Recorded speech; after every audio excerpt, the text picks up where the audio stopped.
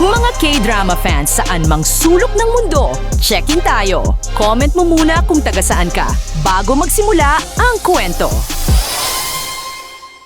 Ang pangalan ng kawawang babaeng ito ay Dong Baek. Lumipat siya sa lugar na ito 6 na taon na ang nakalipas at nagbukas ng bar. Pinangalanan niya ang bar mula sa mga bulaklak ng kamelya. Dahil dito, akala ng mga tao sa lugar na ito ay flower shop iyon hanggang sa lumitaw si Dong Baek. Siya ang pinakamagandang bulaklak. Ito ang unang beses na may ganoon kagandang babae na lumitaw sa lugar na ito, kaya lahat ay nagbigay ng matinding atensyon sa kanya. Dahil sa ganda niya, napapanganga ang lahat ng lalaki sa lugar, kaya hindi natuwa ang mga asawa rito. Pero nang malaman nilang may anak siya, nakahinga sila ng maluwag at pinuri ang ganda niya. Pero mabilis ding nagbago ang trato ng mga babaeng ito nang malaman nilang single mother si Dong Baek. Naging mapanghusga at maingat sila. Ang mas malala pa, nalaman nilang bar pala ang bar niya. Takot na takot sa mga asawa nila ang mga mister sa lugar na ito. Kung gusto nilang uminom, kailangan nilang uminom ng palihim. Pero nang malaman nilang pub pala ang lugar ni Dong Baek, agad itong naging paraiso nila. Pumupunta rito ang mga mister para uminom, kaya naging maganda ang takbo ng negosyo ni Dong Baek. Pero hindi talaga siya gusto ng mga asawa rito. Akala nila, ang isang single mother na nagbukas ng bar ay tatagal lang ng 3 buwan. Pero dahil bata pa ang anak niya, nagsikap ng husto si Dong Baek hanggang sa mamula ang mga pulso niya. Sa isang iglap, lumipas ang 6 na taon.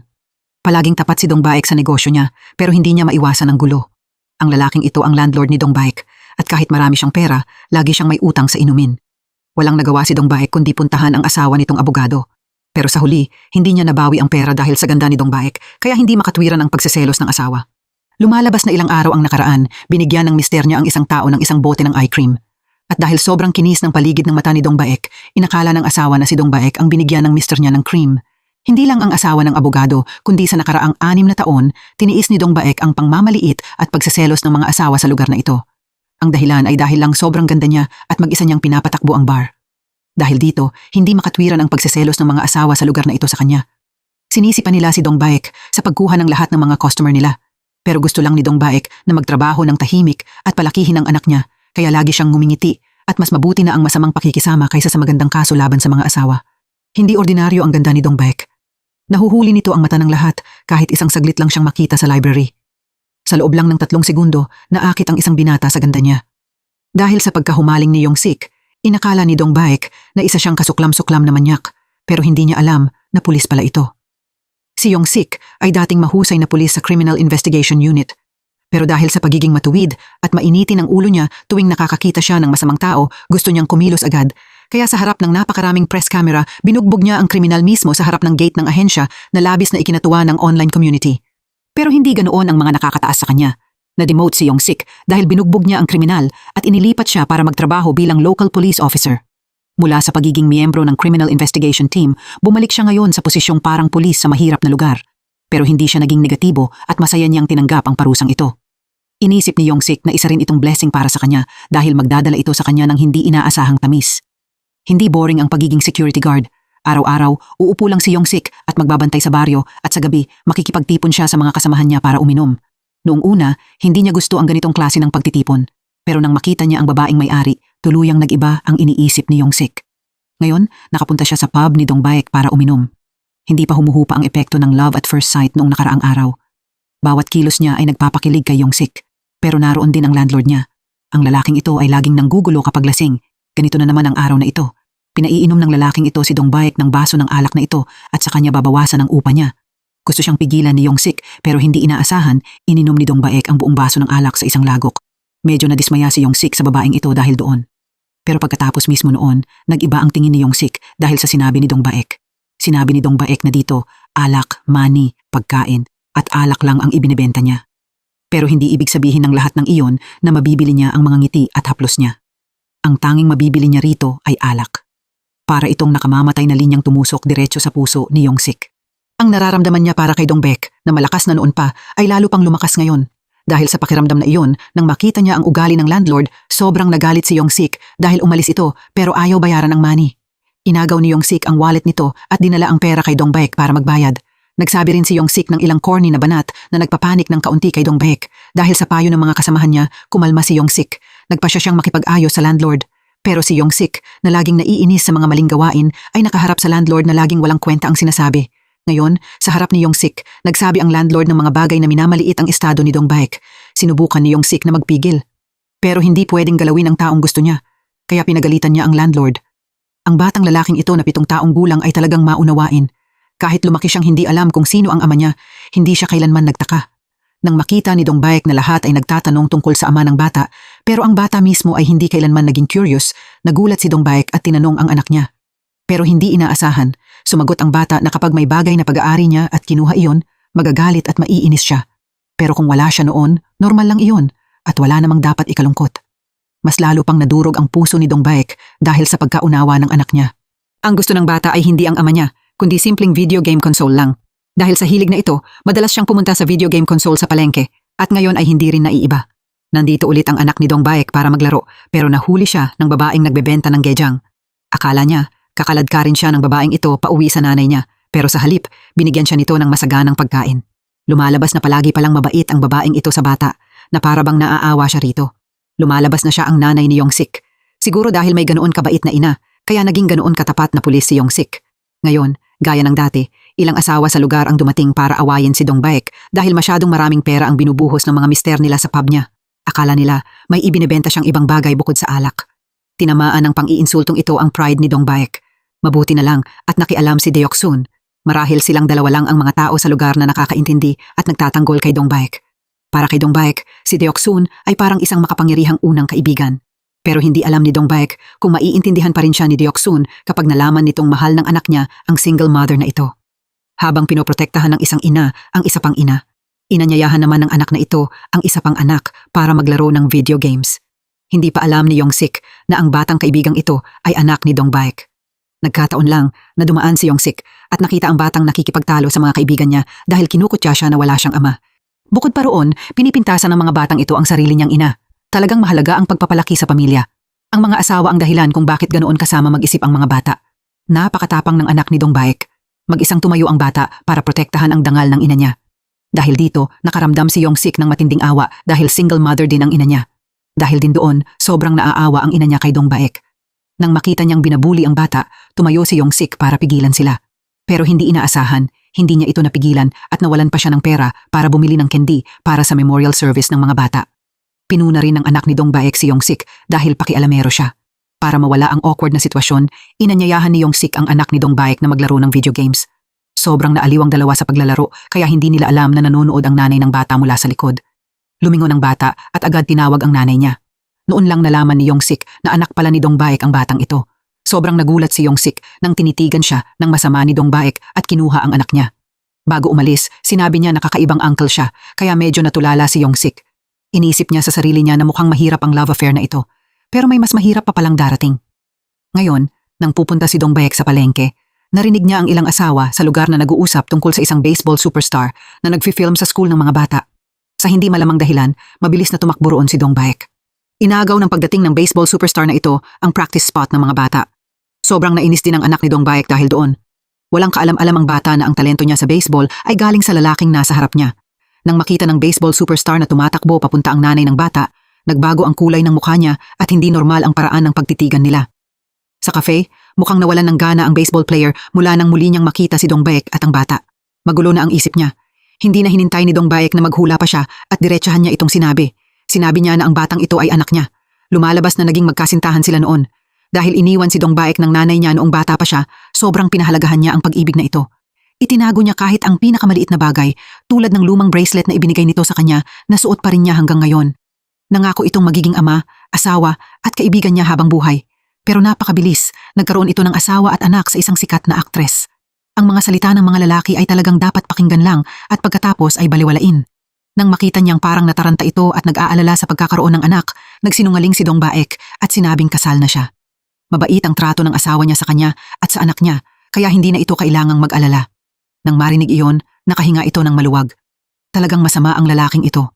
Pero mula noon, mahal na ni Dong Baek ang lalaking iyon. Pagkatapos ng araw na ito, malamang dapat na niyang itapon ang pagmamahal na iyon.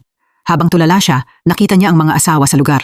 Gumawa sila ng mga kwento na may kahina-hinalang negosyo raw ang pub para kumuha ng pera sa mga mister nila. Kaya ngayon, pinalibutan nila ang mga staff ng bar para humanap ng mali. Sinubukan silang pigilan ni Dong Baek pero sinamantala nila ang sitwasyon para lalo pa siyang punahin. Napadaan si Young-sik at nakita ang hindi patas na nangyayari kaya sinubukan niya silang pigilan. Hindi inaasahan, walang awa siyang itinulak palayo ng mga asawa. Sinisi pa nila siya dahil nakikialam siya sa buhay ng ibang tao at pagiging pakialamero. Wala talaga siyang karapatang makialam dito. Pinupuna ng matatandang babaeng ito ang magandang babaeng ito. Akala nila, ginamit ni Dong Baek ang ganda niya para gumawa ng hindi tamang bagay sa lugar. Dahil dito, umiyak si Dong Baek sa sama ng loob. Bigla, isang batang lalaking 7 taong gulang ang sumulpot kung saan at nagsabi ng mabibigat na salita na kapag may naglakas loob na saktan ulit ang nanay niya, sasaktan niya ang anak nila araw-araw hanggang dumugo ang ilong. Isang batang 7 taong gulang lang ang ganoon na pinrotektahan ng nanay niya. Talagang humanga si Yong-sik sa tapang ng batang ito. Talagang parang siya ang batang ito noong bata pa siya. Umupo siya sa bar ni Dong Baek sa gabi at nakinig habang pinapagalitan nito ang anak niya. Kahit gaano siya iniinsulto at pinapagalitan, palagi pa rin niyang tinuturuan ang anak niya na maging magalang at huwag maging bastos tulad ngayon. Pero ang gusto lang naman ng bata ay protektahan ng nanay niya. Kahit 7 taong gulang pa lang siya, alam niyang kinamumuhian ng lahat ang nanay niya. Sinabi niya na sa mundong ito, siya lang ang may gusto sa nanay niya. Lahat ng iba, ayaw sa kanya. Kaya bukod sa protektahan ng nanay niya, hindi niya alam kung ano pa ang dapat niyang gawin. Kahit minsan sobrang napapagod siya sa pag-arte na galit ng ganoon, bawat salitang sinabi ng anak niya ay mas lalong dumurog sa puso ni Dong Baek. Hindi niya napigilan ang luha niya. Ano ang gagawin niya sa anak na ito na sobrang marunong umintindi? Samantala, nakaupo lang si Yong-sik sa tabi at nasaksihan ang buong eksena ng relasyon ng mag-ina habang medyo naaawa ang puso niya. Mula noon, palagi niyang sinusundan si Dong Baek para palihim siyang protektahan. Ngayong gabi, gaya ng dati, pumunta si Dong Baek sa station na kinabibilangan niya pero nakita niyang sinusundan siya ni Yong-sik. Kahit pinuna niya ito sa pagiging pakialamero, sinundan pa rin siya nito. Totoo nga, sa pag-ibig, ang mas matiyaga at hindi takot sa hirap ang nananalo. Sa totoo lang, ang train station na ito ang pamilyar na lugar na pinupuntahan ni Dong Baek tuwing malungkot siya. Sinabi niya na pangarap niyang maging staff member na nagtatago at nagsasauli ng mga nawawalang gamit ng mga pasahero ng tren dahil doon lang siya makakatanggap ng mga ngiti at salamat. Sa oras na iyon, makakangiti siya ng masaya at kontento. Ganoon kasimple ang mga bagay na kayang makuha ng kahit sino sa buhay. Pero iyon ang pangarap ng magandang babaeng ito. Nang marinig iyon, medyo nalungkot si Yong-sik. Mukhang ang nararamdaman niya para kay Dong Baek ay lumalalim araw-araw ng walang tigil. Pero kung walang magtutulak sa lahat, paano ito matatawag na pag-ibig? Matapos mailabas ni Dong Baek ang lungkot niya, bumalik siya. Pauwi, sobrang lakas ng ulan, kaya hinawakan ni Yong-sik ang payong para sa kanya na parang high-class bodyguard. Sabi ng mga tao, nakikita ang pagmamahal sa paraan ng paghawak nila ng payong para sa mahal nila. Pero ang sobrang galaw ni Yong-sik ay talagang nakakatakot sa mga tao. Pagkatapos tumigil ang ulan, napatigil sandali si Yong-sik at saka sinabi, maging magkaibigan tayo. Biglang napatawa si Dong Baek sa sandaling ito. Sa nakaraang 6 na taon, walang lalaking lumapit para hilinging maging kaibigan niya tulad nito. Ang isang taong dating kinaiinggitan ng buong lugar ay biglang nagkaroon ng taong gustong maging kaibigan niya. Mas espesyal pa ang dahilan kung bakit gusto nitong maging kaibigan dahil gusto niya itong protektahan. Hindi siya nagdalawang isip na pigilan ang mga asawa sa lugar para hindi nila masaktan si Dong Baek. Pero sinabi nila na wala siyang karapatan. Kaya mula ngayon, kung magkaibigan sila, may karapatan na ba siyang makialam at protektahan siya? Dahil sa cute at tapat na sinseridad niya, sobrang natuwa si Dong Baek. Sa ganoong paraan, isa na namang hakbang ang ginawa ni Yong-sik papalapit kay Dong Baek. Hindi inaasahan, pag-uwi niya, nakita ni Dong Baek ang ex-lover niya na nakatayo sa harap ng bahay niya. Dahil nagsinungaling siya, nakasal na siya. At para paalisin na rin ito, sinabi ni Dong Baek na si Yong-sik ang asawa niya. Hinawakan niya ang kamay ni Yong-sik at naglakad palayo. Dahil dito, hindi na lang basta gustong maging kaibigan ang puso ni Yong-sik. Noong una, balak lang ni Dong Baek na hiramin si Yong-sik para paalisin ang ex-lover niya. Pero nagkataon naman na nasa kalsada ang buong lugar sa oras na iyon. Natulala ang landlord at ilang mister sa lugar. Nadurog ang mga puso nila nang makita nilang kinukuha ng pulis na ito ang pinakamagandang babae sa lugar. Para kay Yong-sik, para itong blessing. Masaya niyang sinimulan ang araw. Pero para sa buong lugar, mainit itong usapan. Kumalat ang chismis na siya raw ang nangakit kay Yong-sik. Single si Yong-sik, pero inaakit siya ng isang single mother na tulad ni Dong Baek. Dahil dito, sinadyang iwasan siya ni Dong Baek.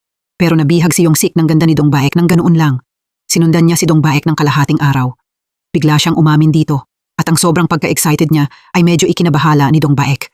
Dahil sa pag-ibig, hindi nagdalawang isip si Yong-sik na tulungan si Dong Baek na burahin ang masasamang salitang iniwan ng mga bisitang umiinom sa pader. Kahit wala ring magawa si Dong Baek, determinado pa rin si Yong-sik na ligawan siya.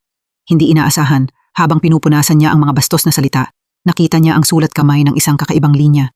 Dahil masama ang pakiramdam niya tungkol dito, inilabas niya ang phone niya para kunan ito ng picture. Hindi basta-basta natakot si Yong-sik. Ang dahilan ay dahil nagkaroon noon ng sunod-sunod na pagpatay. Sa crime scene, palaging nagiiwan ng killer ng isang papel na may kaparehong mga salita ng nasa pader ngayon. Dahil ayaw niyang takutin si Dong Baek, sinadya niyang takpan ang mga salita. Pagkatapos, nagmadali siyang tumakbo sa police station para kunin ang litrato sa phone niya at ikumpara ito sa mga litratong naiwan sa mga dating kaso. Hindi naniwala ang hepe ng police station dahil madalas naloloko si Yong-sik. Pero nang makita niya ang dalawang magkaparehong linya ng teksto, hindi niya maiwasang mag-alala. Hindi pa nahuhuli ang killer. Nang maisip ito, nawala ang pasensya ng hepe ng police station at nagmadali siyang gustong pumunta sa bar ni Dong Baek. Sinubukan siyang pigilan ni Yong-sik dahil inisip niyang may koneksyon si Dong Baek sa killer. Pero hindi nakinig ang hepe ng police station. May dalawang reporter na pumunta sa bar ni Dong Baek. Nang makita niya sila, mabilis niya silang pinaalis. Nang makita ng anak ni Dong Baek na mukhang kakaiba ang sitwasyon, mabilis siyang pumunta para hanapin si Yong-sik. Hindi alam kung bakit nagtiwala ang bata kay Yong-sik. Hiniling ng bata kay Yong-sik na protektahan ang nanay niya. Nang dumating si Yong-sik para pigilan ang dalawang reporter sa panggugulo kay Dong Baek, nalaman niyang siya pala ang natitirang saksi sa dating sunod-sunod na pagpatay. Pero ayaw talaga ni Dong Baek na madamay sa bagay na ito dahil pumunta rin sila rito noong araw na iyon. Nakatambay ang mga pulis dito ng isang buong buwan dahil lang saksi siya kaya walang nangahas pumunta sa tindahan niya. Nang makita niya ang maliit niyang anak na walang bagong laruan, sumakit ang puso niya. Kaya nagpasya siyang wala na siyang kinalaman sa kanila. Pinaalis niya ang lahat ng pulis at reporter. Gusto lang niyang magkaroon ng tahimik na buhay habang kumikita para palakihin ang anak niya. Kumpara sa mapansin ng killer, mas nakakatakot ang hindi makakain at hindi kumita para palakihin ang anak niya. Matapos marinig ang kwento niya, hindi na nagdalawang isip si Yong-sik na tumayo at pigilan ang dalawang reporter. Tinakot pa niya ang mga ito na kapag hindi sila umalis, babasagin niya ang mga kamera nila. Para pasalamatan si Yong-sik sa tulong niya kanina, umupo si Dong Baek kasama siya at uminom ng konting alak sa tabi ng ilog. Lumalabas na nasulyapan lang pala niya ang likod ng killer. Pero nang marinig iyon, natakot si Yong-sik. Hiniling ni Dong Baek sa police chief na ilihim ito dahil ayaw niyang makita ng mga tao sa paligid niya ang anak niya bilang anak ng isang malas na babae. Dahil lahat ng nakilala niya ay palaging nagsasabi na sobrang malas niya at hindi kailanman magiging masaya ang buhay niya. Kapag ang isang bagay ay paulit-ulit na sinasabi ng matagal, nagiging totoo ito kaya naisip niya na baka kapalaran niya nga ang sinasabi nila. Agad na itinanggi ni Yong-sik ang lahat dahil para sa kanya, masigit siya kaysa sa kahit ano sa mundo. Talagang nakakapagpainit ng puso ang cute at inosenteng ugali niya. Kahit ilang beses na siyang tinanggihan ni Dong Baek, hindi pa rin sumuko si Yong-sik. Hinatid pa rin niya ito pauwi. Ipinakita pa niya sa kanya ang kakaibang sulat. Dahil dito, sobrang nagulat si Dong Baek. Para samantalahin ang pagkakataong ito na protektahan ang taong mahal niya, tumayo si Yong-sik at inako ang responsibilidad na protektahan si Dong Baek at ang anak niya. Dahil dito, sobrang nahiya si Dong Baek. Sa oras na ito, naghihintay pa rin sa labas ang ex-lover ni Dong Baek. Mula nang malaman niyang may isa pa siyang anak, mas naalala niya si Dong Baek. Simula noon, malalim nang nakatatak sa isip niya ang pangalang Dong Baek. Kaya ganoon na lang, hindi siya nagdalawang isip na pumunta sa restaurant ni Dong Baek para kumain na parang isang linggo ng gutom. Bukod pa roon, nagkunwari pa siyang pinapaalalahanan siya na alagaan ang anak niya at huwag hayaang magutom ang anak niya dahil sa pag-ibig at pakikipag-date niya. Nang makita niya ang napasong kamay ni Dong Baek, sobrang nag-alala siya hanggang sa mataranta. Halata na may nararamdaman pa rin siya para sa kanya. Magiging hadlang ito sa love story ni na Yong-sik at Dong Baek, pero walang alam ang pulis na ito. Para ipakita ang matagal na niyang paghanga, nagdala rin si Yong-sik ng ballpen at papel para humingi ng autograph sa ex-lover ni Dong Baek. Dahil idol ito ni Yong-sik, nagdagdag pa siya ng ilang baliw na cheering dance moves. Bukod pa roon, bigla rin siyang humiling na magpa-picture kasama ang idol niya. Akala na ni Dong Baek noon na hindi siya normal, pero ngayon, tingin niya baliw na ito. Iniisip ng ex-lover ni Dong Baek na sobrang probinsyano ni Yong-sik at papatulan na sana niya ito. Pero sumagot si Dong Baek. Sinabi niya na iyon ang charm ni Yong-sik. Sobrang naantig si Yong-sik nang marinig iyon. Para kay Yong-sik, medyo umusad din ang relasyon nila ni Dong Baek. Sa madilim na gabi, kakauwi lang mula sa paliligo ang babaeng empleyado ng pub. Pero pabaya siyang natulog nang hindi nilalak ang pinto. Pabaya siyang nag-scroll sa phone niya na hindi man lang alam ang mapanganib na aninong nasa likod niya. Kinabukasan, pumunta si Yong-sik at ang hepe ng station para tingnan ulit ang sulat. Pero nabura na ito at hindi na makita. Balak niyang itago ito kay Dong Baek para hindi siya magpanik. Pero nalaman din niya sa huli. Dahil sobrang nag-aalala siya para sa kanya, hindi nagdalawang isip si Yong-sik na paulit-ulit pagalitan ang police chief. Dahil sa pagiging obvious niya, napansin ng police chief na gusto niya si Dong Baek. Pagkatapos, pumunta sila para hanapin ang landlord niya at repasuhin ang security camera footage. Hindi inaasahan, kuripot pala ito, kaya peke ang lahat ng iyon. Display lang pala ang camera. Kahit ang mga pulis ay hindi alam ang gagawin. May isang lalaki rito na, kahit sobrang nainis nang malaman niyang may anak siya, patuloy pa ring sinusundan ng bata. Siguro may natitira pa ring kabaitan sa lalaking ito. Ginamit niya ang dahilan na bibisitahin niya ang dating school niya at patuloy niyang inaalagaan ang anak niya. Alam niyang tumanggi ang bata na pumunta sa China para sa training dahil takot ang bata na masyadong gumastos ang nanay niya. Dahil doon, lumabas ang pagiging ama niya. Ang pakiramdam ng guilt at awa sa anak niya ang nagtulak sa kanya na bumawi sa anak niya. Dagdag pa rito, nang makita niyang ang lakas, ugali at hilig ng bata ay eksaktong katulad ng sa kanya, lalo siyang nakaramdam ng guilt. Dahil dito, gumastos siya para isponsor ang anak ni Dong Baek na pumunta sa China. Sa oras na ito, narinig din ito ni Yongsik. Marahil naiintindihan niya ang bahagi ng kwento. Nalaman ni Dong Baek ang kwento at mas lalo pang nadurog ang puso niya dahil sobrang maunawain ng anak niya kaya pakiramdam niya ay isa siyang walang magawang ina. Pero ang pinakamalaking problema ngayon ay hindi ang ex-lover ni Dong Baek, kundi ang masamang killer na iyon. Ang mga salita sa shop ni Dong Baek ay nasunog at umitim na patunay na nakapasok dito ng palihim ang killer. Dahil natatakot siyang mapahamak si Dong Baek, sinundan siya ni Yongsik buong araw kaya medyo hindi siya komportable. Takot si Dong Baek sa mga chismis mula sa mga asawa sa lugar. Nang makita ni Yongsik na patuloy siyang iniiwasan ni Dong Baek dahil lang sa mga chismis sa lugar, sobrang nagalit siya. Patuloy niyang ipinagtapat ang nararamdaman niya. Sinasabi na kung takot siya sa chismis, ipagsisigawan niya sa buong mundo na talagang gusto niya siya. Bukod pa roon, siya ang pride niya. Hindi pa kailanman narinig ni Dong Baek ang mga salitang ito. Ang buhay niya ay palaging kahihiyan ng ibang tao. Kahit ang ex-lover niya, nag-aalangan din na maglakad sa tabi niya. Pero ang pulis na ito, paulit-ulit itong isinisigaw. Hindi tulad ng makulit na si Yongsik, sa lugar nila, lahat ay naiirita sa kanya.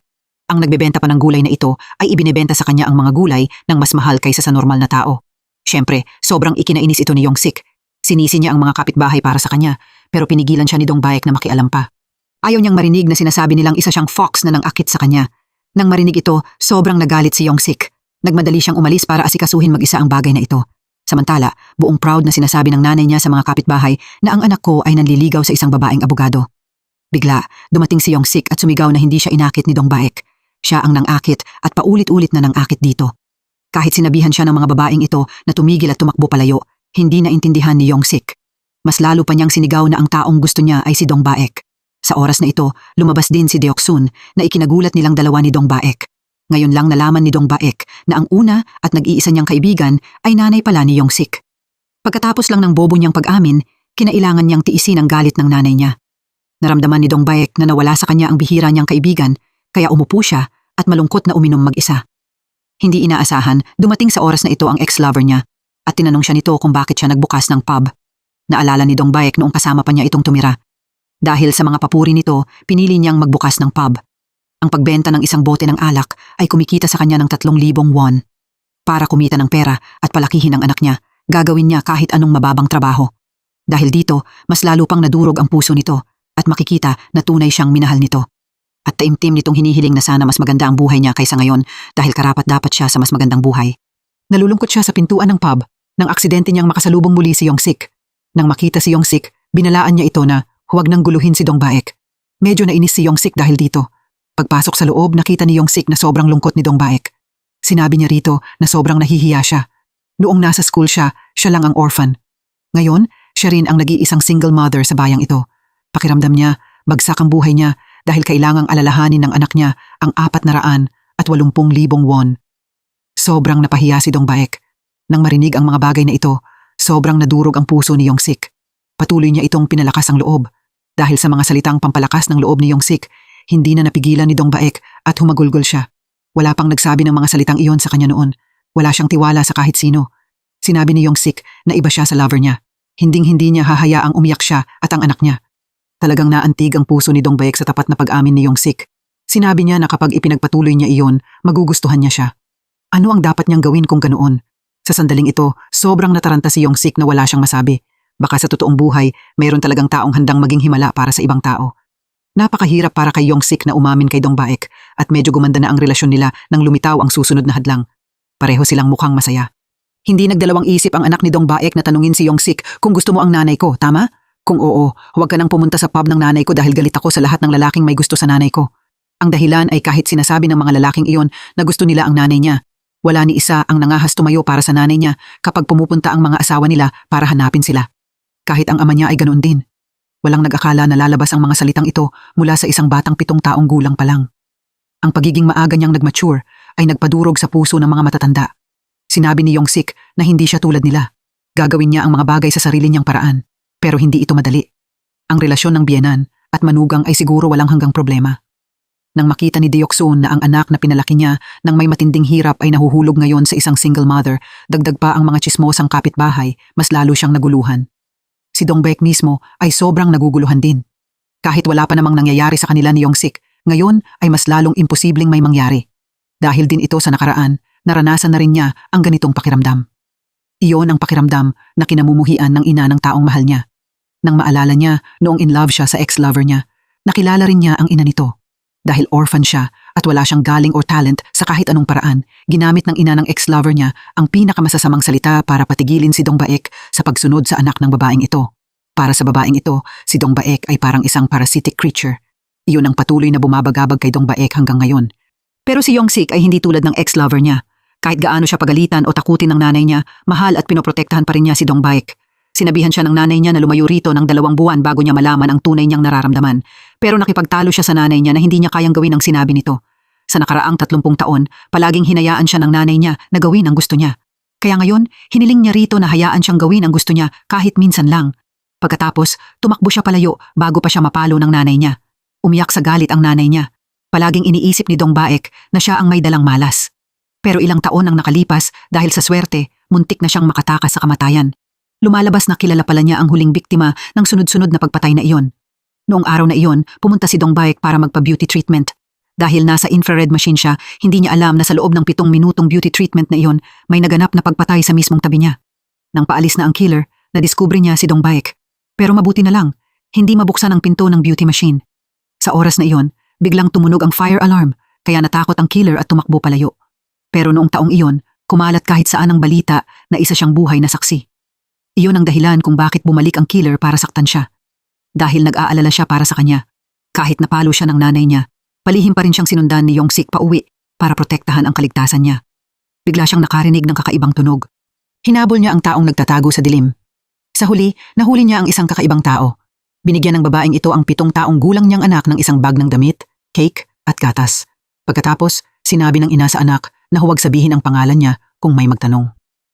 Ganoon iniwan ng nanay ni Dong Baek, si Dong Baek, ilang dekada na ang nakalipas. Pero makalipas ang 27 taon, biglang lumitaw ang nanay niya sa police station, dahilan para dumugo ulit ang sugat sa puso niya. Kung iniwan siya ng nanay niya noon, dapat iwan din niya ang nanay niya ngayon. Sinabi ni Dong Baek na hindi niya kilala ang taong ito at tumalikod siya. Hindi inaasahan, nang paalis na sana siya, umihi mismo ang babaeng ito sa police station. Kaya matapos ang lahat ng taong iniwan niya si Dong Baek, nagkaroon pala siya ng degenerative neurological disease. Hindi alam ni Dong Baek ang gagawin, kaya dinala niya ang nanay niya sa bus station. Hindi pa rin niya kayang maawa sa nanay niya. Ina rin siya. Noon, kahit iwan lang niya ang anak niya ng 10 minuto, nanginginig na siya sa takot. Bakit siya iniwan ng nanay niya sa lahat ng taong iyon? Sa pag-iisip niyan, iniwan ni Dong Baek ang nanay niya roon at umalis.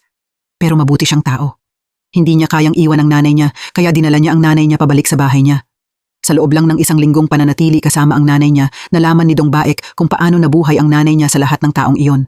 Kahit nawalan ng alaala ang nanay niya hanggang sa magmukha itong tanga, bumabangon pa rin ito araw-araw para maglinis ng bahay at pagkatapos ay magpaalam sa kanya. Iyon ang ugali ng mga katulong. Ngayon, tinawag ng nanay niya si Dong Baek at binigyan siya ng pera.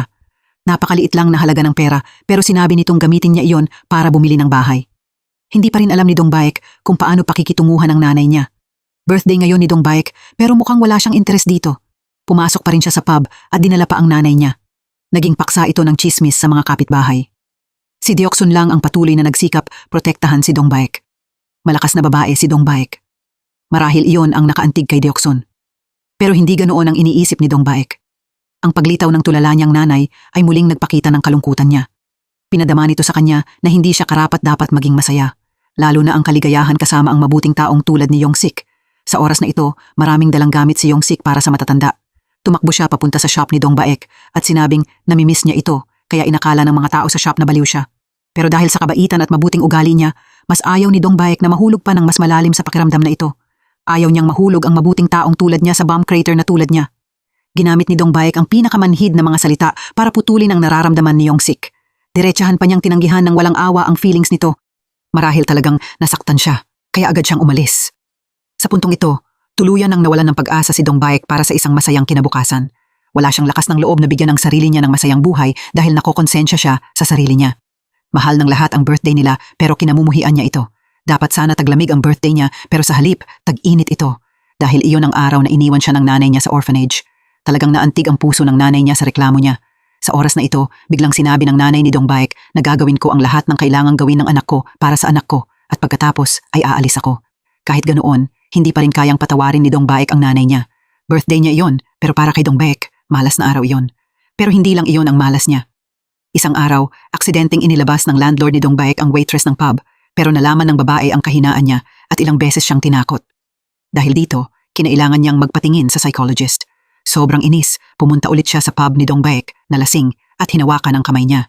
Nakita ni Yong-sik ang panghaharas na ito ng landlord. Nagalit si Yong-sik at sumugod para sipain ang landlord. Pagkatapos ay lumusob siya, hinawakan ang buhok nito at sinuntok siya. Sa huli, nag-away silang dalawa. Si Dong Baek ay nakatayo lang sa gilid sa takot. Natapos din ang away. Hindi malinaw kung sino ang nanalo at sino ang natalo. Ang nakita lang ng landlord ay nabasag ang isang ngipin, kaya dinala si Yong-sik sa police station. Sa police station, hindi pa rin mapakali ang dalawa. Para protektahan ang dangal ni Dong Baek, kahit malapit na siyang makulong, hindi pa rin nagsalita si Yong-sik kahit isang salita. Sa pub, sobrang nag-aalala rin si Dong Baek kay Yong-sik. Iniisip niya kung pupunta ba siya sa station para magpaliwanag para sa kanya nang makita niya ang isang kakaibang arrow sa sahig. Sinundan niya ito at pakiramdam ni Dong Baek ay naligaw siya sa isang fairy garden. Dahil alam ni Yong-sik na hindi magugustuhan ni Dong Baek ang birthday niya, naghanda siya ng totoong birthday party. Nag-iwan pa siya ng note na nagsasabing mula ngayon gagawin niyang birthday niya ang bawat araw. Sobrang naantig si Dong Baek sa ginawa niya. Nang makita niyang umakyat ang nanay niya, sinisilang niya ito habang umiiyak. Dahil sa pag-iwan ng nanay niya, hindi siya nangahas na itaas ang ulo niya kapag lumalabas siya. Ngayong bumalik ang nanay niya, hindi siya nangahas bigyan ng sarili niya ng karapatang magmahal. Higit sa lahat, ang magmahal ng isang taong kasing ganda ni Yong-sik. Ang feelings ni Yong-sik ang pinakamahalagang feelings na nakita niya. Sa pag-iisip nito, agad siyang kumuha ng notebook at buong tapang na dinala ang notebook diretso sa police station. Hindi ordinaryong notebook ang notebook na ito. Para sa landlord at sa mga mister sa lugar, malamang katumbas ito ng death note. Malakas niyang binasa ang mga oras na hinaras siya ng landlord. Gusto niyang kasuhan ang landlord na ito sa harap ng pulis at asawa ng landlord. Hindi na si Dong Baek ang matiising babae ng nakaraang 6 na taon. Bawat salitang sinabi niya ay nagpapataas ng galit ng nakikinig hanggang sa puntong gusto na lang ni Yong-sik makipaglaban hanggang kamatayan sa landlord. Nang malaman niyang pumunta siya para protektahan siya, sobrang naantig si Yong-sik kaya umiyak siya. Pero tumanggi ang landlord na aminin ang pagkakamali niya kahit mamatay pa siya at idinamay pa niya ang asawa niyang lawyer. Tinanong ng asawang lawyer si Dong Baek kung alam ba niyang lawyer siya. Pwede itong maging matinding laban. Medyo natakot si Dong Baek sa sinabi ng asawa. Pero pagkatapos, ibinigay niya kay Dong Baek ang business card niya at sinabi na kung may problema, kontakin siya. Tutulungan niya si Dong Baek na manalo sa kaso. Lumalabas na sobrang disappointed din ang asawa sa mister niya. Tutulungan niya si Dong Baek na kasuhan ang mister niya nang walang bayad. Pauwi, sinundan ni Dong Baek si Deok-soon papasok sa bahay. Alam na niya na may feeling si Dong Baek para sa anak niya. Pero pagkatapos, binigyan din niya silang dalawa ng oras para makabuo ng huling sagot. Oras ang magdadala ng sagot. Hindi kailanman hahayaan ng isang ina na palakihin ng anak niya ang anak ng ibang tao. Talagang napakahirap nito. Mukhang malamang susuko si Dong Baek kaya pumunta siya para kumain ng dumplings kasama si Yong-sik. Pero sinabi niya na hindi siya pwedeng magkaroon ng mainit na pagmamahal sa kanya dahil sinubukan na niya iyon noon at pumalpak. Dahil dito, naintindihan ni Yong-sik na natanggihan na naman siya. Kaya malungkot lang siyang naupo roon habang kumakain ng dumplings. Hindi inaasahan. Hindi pala pagtanggi ang intensyon ni Dong Baek. Sinabi niya, pwede bang hindi sila parang apoy, kundi warm lang? Halos mabilaukan si Yong-sik sa sinabi ni Dong Baek. Kaya sa huli, dahil sa lahat ng sinseridad niya, sa wakas ay nagtagumpay siyang mapaibig si Dong Baek sa kanya. Sa sandaling ito, pakiramdam ni Yong-sik ay hindi siya makahinga. Pakiramdam ng puso niya ay sasabog na. Pauwi, para tumigil na siya sa pagtanggi sa kanya, humiling pa siya na gumawa sila ng promise ni Dong Baek. Kinabukasan, para hindi manakaw ang notebook, tinulungan ni Jayang si Dong Baek na gumawa ng soft copy at sinabi sa kanya na sabihin sa buong lugar ang tungkol sa notebook na ito. Talagang para itong death note para sa mga lalaki rito. Lahat ay nag-aalala sa buhay nila sa harap ng mga asawa nila. Matapos pumalpak si Gyotae na nakawin ng notebook, nakipagkita siya kay Dong Baek. Sinabi niya na kailangan lang nitong humingi ng tawad ng totoo sa kanya. Matapos mag-alangan ng matagal, sa wakas ay nasabi rin nitong sorry. Pero hindi masyadong sincere ang sorry kaya nakipagkita si Dong Baek sa kanya sa korte. Habang naglalakad sa kalsada ni Dong Baek na parang celebrity, biglang napagbago ng mga kilos niya ang trato ng mga asawa. Pinuri siya ng lahat. Mula nang malaman ni Jong Ryol na may anak siya at muli niyang makilala si Dong Baek, hindi na siya makapanatili sa isang lugar nang walang ginagawa. Dagdag pa ang pagiging hindi makatwiran ng asawa niya. Kakapanganak pa lang ng anak nilang babae pero gusto na nitong mag-aral abroad. Dahil sa pagiging hindi makatwiran at walang silbi ng asawa niya, mas lalo niyang na-miss si Dong Baek. Binalikan niya ang school ng anak niya. Habang mas tinitingnan niya ang batang ito, mas nakikita niyang kamukha niya ang bata.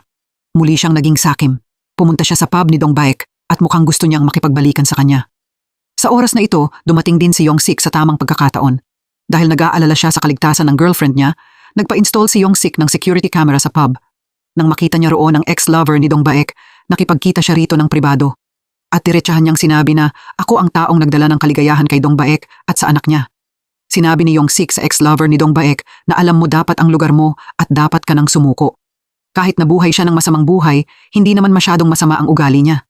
Pero dahil sa kanya, nagkaroon si Dong Baek ng masamang tingin sa mga lalaki. Talagang naapektuhan siya ng pagkakapit sa ex-lover niya. Kaya palaging ikinukumpara ni Dong Baek si Yong-sik. Akala niya pare-pareho ang lahat ng lalaki. Matapos marinig ang mga salitang iyon, medyo nalungkot si Yong-sik. Inisip niya na kung hindi siya pinagkakatiwalaan ni Dong Baek at tinuturing siyang kasing sama ng ex-lover niya, hindi na dapat nito buksan ang puso niya sa kanya. Dahil hindi siya tulad ng masamang taong iyon at ayaw niyang maging tulad ng masamang taong iyon. Dahil sa galit niya, na-realize ni Dong Baek na mali siyang ikumpara siya sa ibang lalaki. Pero basta hawakan lang niya ang kamay nito at humingi ng tawad, titigil na itong magalit. Sobrang bulag si Yong-sik sa pag-ibig kaya wala na siyang hiya. Pero nanganganib ang kaligayahang ito. Ngayon, matapos mag-grocery shopping kasama si Dong Baek, pakiramdam ni Yong-sik ay may nakita siyang nakakatakot kaya mabilis niyang niyakap si Dong Baek, gustong pigilan siyang makita ito. Lumalabas na hinanap na naman siya ng killer. Sa kung anong paraan, nag-iwan ito ng nakakatakot na pulang linya sa pader na nagsasabing sinabi na niya sa kanya na huwag magpakatanga. Na sinusundan na pala siya nito simula noong araw na iyon. Bawat salitang sinabi ng killer ay sobrang ikinabahala ni Yong-sik. Kahit may naka-install na camera, sobrang tuso ng killer. Alam niya ang blind spot ng lens at pagkatapos ay sinira niya ang security camera. Ipinakita ng mga clue na ito na siguradong pamilyar ang killer sa pub na ito. Pero kahapon lang lumitaw ang camera kaya malamang nandito siya nung ikinabit ito. Kahit mahalagang ebidensya iyon, si Dong Baek mismo ay ayaw nang makita pa ang linyang iyon. Kapag kumalat ulit ang bagay na ito, babalik na naman sa kanya ang masasamang komento noon. Dahil dito, nag-alala siya para sa anak niya. Nagmamadaling pumunta si Dong Baek para hanapin ang anak niya. Dahil gusto niyang protektahan si Dong Baek, humiling si Yong-sik na sumama sa kanya. Pero gusto niyang pinturahan nito ang pader para sa kanya. Kahit sinubukan niyang umaktong maayos siya nang dumaan siya sa pedestrian tunnel at nakita ang isang lasing na lalaki sa gilid ng daan, sobrang natakot siya kaya kinuyom niya ang mga kamay niya at hindi na nangahas magpatuloy sa paglakad. Mabuti na lang, sa sandaling ito, biglang lumitaw si Yong-sik. Dahil hindi niya kayang hayaang mapunta si Dong Baek sa ganoong panganib, palagi siyang sumusunod sa kanya at nasaksihan niya ang takot nito. Nang makita niyang palaging sinusubukan ni Dong Baek na magpakatatag, mas lalo pang nagalit si Yong-sik dahil nakita niya ang kawalan niya ng magawa. Huminto siya, hinawakan ang kamay ni Dong Baek at pinunasan ang pawis sa kamay nito. Sinabi niya rito na huwag na nitong subukang magpakatatag ulit dahil mula ngayon, siya na ang tatakbo para protektahan siya kahit kailan. Pero sino ang killer? Para imbestigahan ng suspect, iniwan ni Yong-sik ang lahat ng mabibigat na trabaho sa police chief at umupo para pag-aralan ang footage na na-record ng camera. Maingat niyang isinulat ang mga pangalan ng lahat ng nandoon noong araw na iyon kasama ang nanay ni Dong Baek. Nang bumalik siya sa police station, pinaalalahanan siya ng police chief na isulat ang mga pangalan ng mga taong nag-install ng camera. Noon lang naalala ni Yong-sik na nakilala niya si Gyo Tae sa camera shop noong araw na iyon. Pagkatapos, nang pumunta siya kasama ang may-ari ng shop sa bahay ni Dong Baek, nakasalubong niya ang mga tsismosang kapitbahay. Pagkatapos si Jae Young at sa huli, ang pangalan ng ex-lover ni Dong Baek. Isinulat niya ang bawat pangalan, pero kahit matapos niyang isulat ang lahat, wala pa rin siyang mahanap. Nangako siya sa sarili niya na huhulihin niya ang hayop na iyon at gagawin niyang katatawanan ng buong mundo ang lalaking ito. Ang nanay ni Dong Baek ay mukhang hindi kailanman naging tulala. Pinaalalahanan ng nanay si Dong Baek na mukhang napakabait ng lahat at dapat mag-ingat si Dong Baek sa sarili niyang tiwala. Pagkatapos noon, sumakay sa kotse ang nanay ni Dong Baek at umalis na parang hindi siya kailanman nagkasakit. Walang nagawa si Dong Baek kundi bumalik mag-isa sa pub. Pero pagkatapos ng mga nakakatakot na nangyari, ngayon kapag pumapasok siya sa pub, lahat ay nagpapakaba sa kanya. Tiningnan niya ang bawat sulok ng pub. Sa oras na ito, habang nagbabalat siya ng sibuyas, biglang may tunog ng taong pumapasok mula sa likod. Dati, iyon ang tunog na gusto niyang marinig. Pero ngayon, sobrang natatakot siyang marinig iyon. Mas lalo pang naging mahirap ang mga bagay ngayon. Isang kakaibang sunog ang sumiklab sa school ni Pilgu. Nang dumating si Dong Baek, wala na roon si Pilgu. Nagpanik siya at tumakbo sa police station para maghanap kung saan-saan. Nang bumalik siya, nakita niya ang anak niya na nakaupo kasama si Jong Ryol. Lumalabas na kumain pala silang dalawa ng abalone. Noon lang nawala ang kaba sa puso ni Dong Baek. Hindi na niya kayang tumayo at napaupo siya ng bagsak. Nang gabing iyon, tinulungan siya ni Yong-sik na ayusin ang pinto. Gusto nitong magpahinga muna siya pero gusto niyang siya mismo ang magprotekta sa pub na ito. Kahit sinubukan niyang magpakatatag, talagang bumigay siya pagkatapos ng nangyari ngayon. Agad na hinawakan ni Yong-sik ang kamay niya. Nang makita ang takot niya, mas lalo siyang naging determinado na hulihin ang killer. Dahil sobrang nag-aalala si Dong Baek para sa anak niya at para ipagpatuloy ang negosyo niya, nagdesisyon siyang lumipat sa ibang lungsod. Ang pagtakas niya ay ikinalungkot ng lahat sa lugar. Hindi ang mga mister, kundi ang mga asawang palaging nagseselos at nagpapahirap sa kanya. Ngayong alam nilang aalis na siya, nakaramdam sila ng guilt sa mga ginawa nila. Ang paglipat niya ay ikinalungkot din ni Deoksun dahil palagi niyang tinitingnan si Dong Baek na parang anak niya. Naantig si Dong Baek sa pag-aalala ng mga tao sa paligid niya dahil sa nakaraang 6 na taon dito, kahit sa lahat ng hirap, nagmamalasakit pa rin sila sa kanya. Dahil dito, medyo ayaw niyang umalis, pero ang kinabukasan ng anak niya pa rin ang pinakamahalaga. Dahil sa anak niya, gusto pa niyang tapusin ang relasyon niya kay Yongsik. Dahil kapag umalis siya, mahirap nang panatilihin ang relasyon na ito. Siyempre, ang mga sinabi niya ay nagdulot lang ng galit kay Yongsik. Malinaw niyang alam ang feelings nito para sa kanya, kaya kahit ano pa ang kapalit, determinado siyang panatilihin si Dong Baek. Para magawa iyon, kailangan niyang mahuli ang killer bago ito umalis. Kaya isinantabi niya ang lahat ng maliliit na kaso at nag-focus sa pag-iimbestiga sa killer. May nadiskubring kakaiba si Yongsik sa isang abandonadong bahay. Pagkatapos, mula noong araw bago iyon, nakakita rin siya ng kahina-hinalang lighter. May connection ba ang lahat ng ito? Maraming naisip si Yongsik dahil sa mga bagay na ito. Kung ang pagmamahal ni Yongsik ay isang mainit na pag-ibig ng kabataan, ano naman ang pagmamahal ng ex-lover ni Dong Baek? Marahil ito ay pagsisisi sa nakaraan. Sobrang na-frustrate siya sa nakikita niyang childish na asawa na humihingi ng pera araw at gabi, kaya mas lalo niyang naalala ang mga alaala niya kasama si Dong Baek. Ngayon, dahil sa paglitaw ng anak niya, mas lalo siyang naiinip sa kasalukuyang sitwasyon. Para makatakas sa pagkabagot sa asawa niya, nag-withdraw siya ng malaking pera at dinala ito kay Dong Baek. Itinago pa niya ito sa isang box ng abalone. Pero sa huli, nadiskubre pa rin ito ni Dong Baek. Akala niya ibabato ni Dong Baek ang pera diretso sa mukha niya, pero tinanggap ni Dong Baek ang 30 milyong won. Sa pag-iisip sa nakaraan, nagsumikap siyang pagsilbihan siya, kaya ang perang ito ay itinuring niyang bayad. Pero habang sinasabi iyon, tumulo na naman ang luha niya. Nang makita niyang umiiyak ang taong minsan niyang minahal ng sobra, biglang nagising sa puso niya ang pakiramdam na matagal nang natutulog. Kapal ng mukha niyang sinabi, "Bumalik ka." Sinabi niyang isusuko niya ang lahat para sa kanya.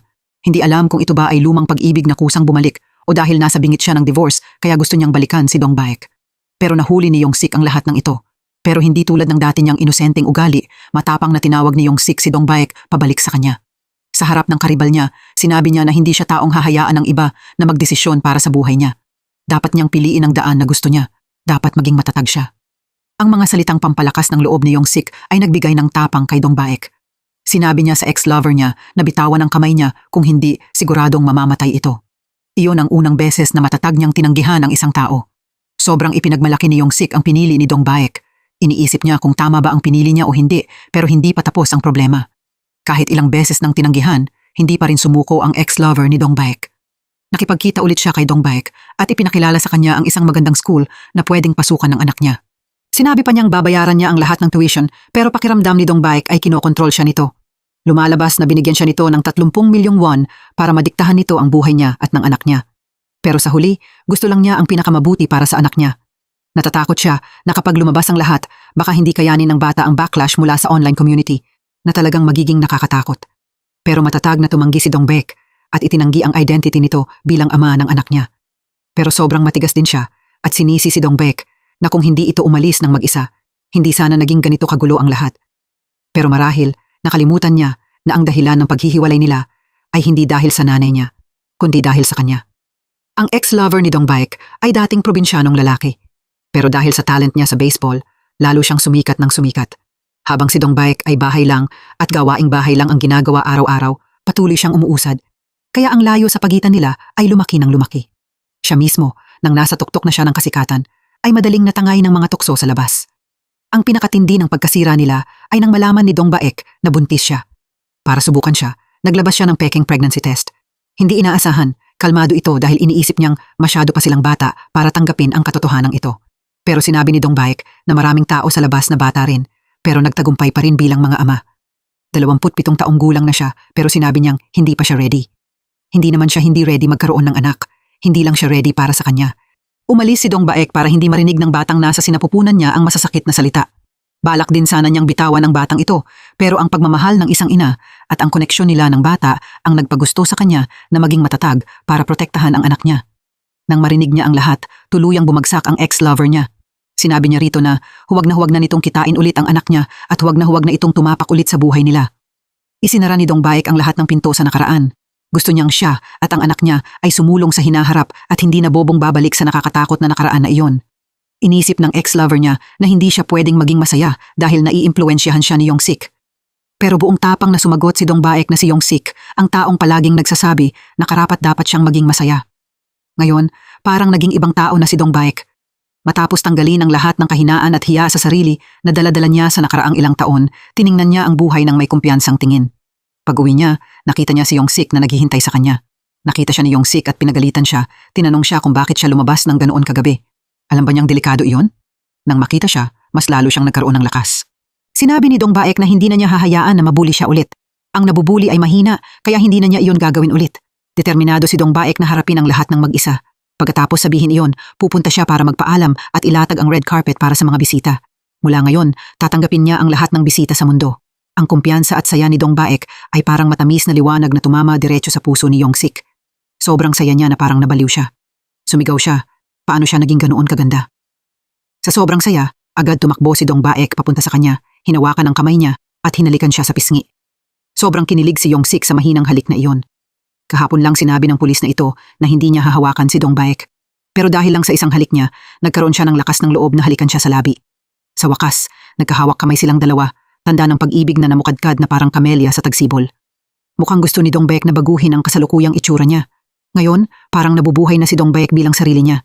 Naglagay siya ng magandang makeup at nagsuot ng pulang dress at high heels. Talagang kapansin-pansin na siya. Ngayon, mas lalo pa siyang kumikinang. Hindi lang binago ni Dong Baek ang paraan ng pananamit niya, bumili rin siya ng lumang motor kahit hindi siya marunong magmaneho nito. Pero hindi nagtagal ang saya bago muling dumating ang lungkot. Sa pagkakataong ito, hindi ito lungkot ni Dong Baek kundi ng 8 taong gulang niyang anak. Ang ex-lover ni Dong Baek, kahit ilang beses na siyang binalaan nito, pumunta pa rin ngayon para bisitahin ang anak niya. Nang makita niya ang gasgas sa mukha ng bata, hindi siya nagdalawang isip na tumakbo at magtanong. Lumalabas na nakipag-away pala ang bata dahil kinutya siya ng mga kaibigan niya bilang lalaking may 2 ama. Nang marinig iyon, hindi napigilan ng ex-lover ni Dong Baek ang sarili niya.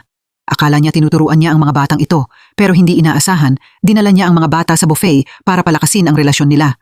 Pero hindi lang hindi kumain ang bata, bigla pa siyang umiyak dahil alam na ng 8 taong gulang na batang ito na ang lalaking nasa harap niya ay ang ama niya.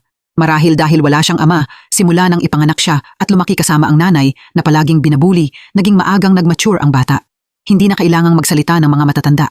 Sa kilos at ekspresyon pa lang ng lalaking ito, sapat na iyon para maintindihan ng bata ang lahat kahit 8 taong gulang pa lang siya. Bawat salitang sinabi ng bata ay nagpapasakit sa puso ng lalaking ito. Sinabi ng bata na kung alam niya ang tungkol sa pag-iral ng bata, dapat ginawa niya ang tama. Tinanong siya ng bata kung bakit hindi niya piniling manatili kasama ang nanay niya.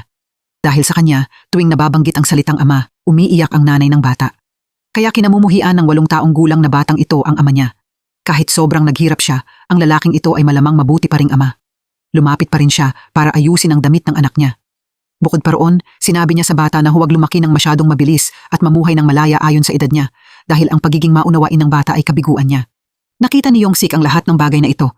Isa rin siyang batang walang ama, kaya sobrang naiintindihan niya ang isip ng anak ni Dong Baek. Ngayon dahil doon, pinili ni Yong-sik na umatras. Hindi niya gusto ang ex-lover ni Dong Baek, pero iba ang bata. Kahit ano paman, ang bata ay laging naghahanap ng pagmamahal mula sa ama. Kaya ayaw niyang agawin ang relasyon nilang mag-ama. Sa halip, ibinigay niya sa kanila ang pribadong oras na yon. Pag-uwi niya, mas minahal niya ang nanay niya dahil kahit wala siyang ama, hindi kailanman naging dehado ang buhay niya.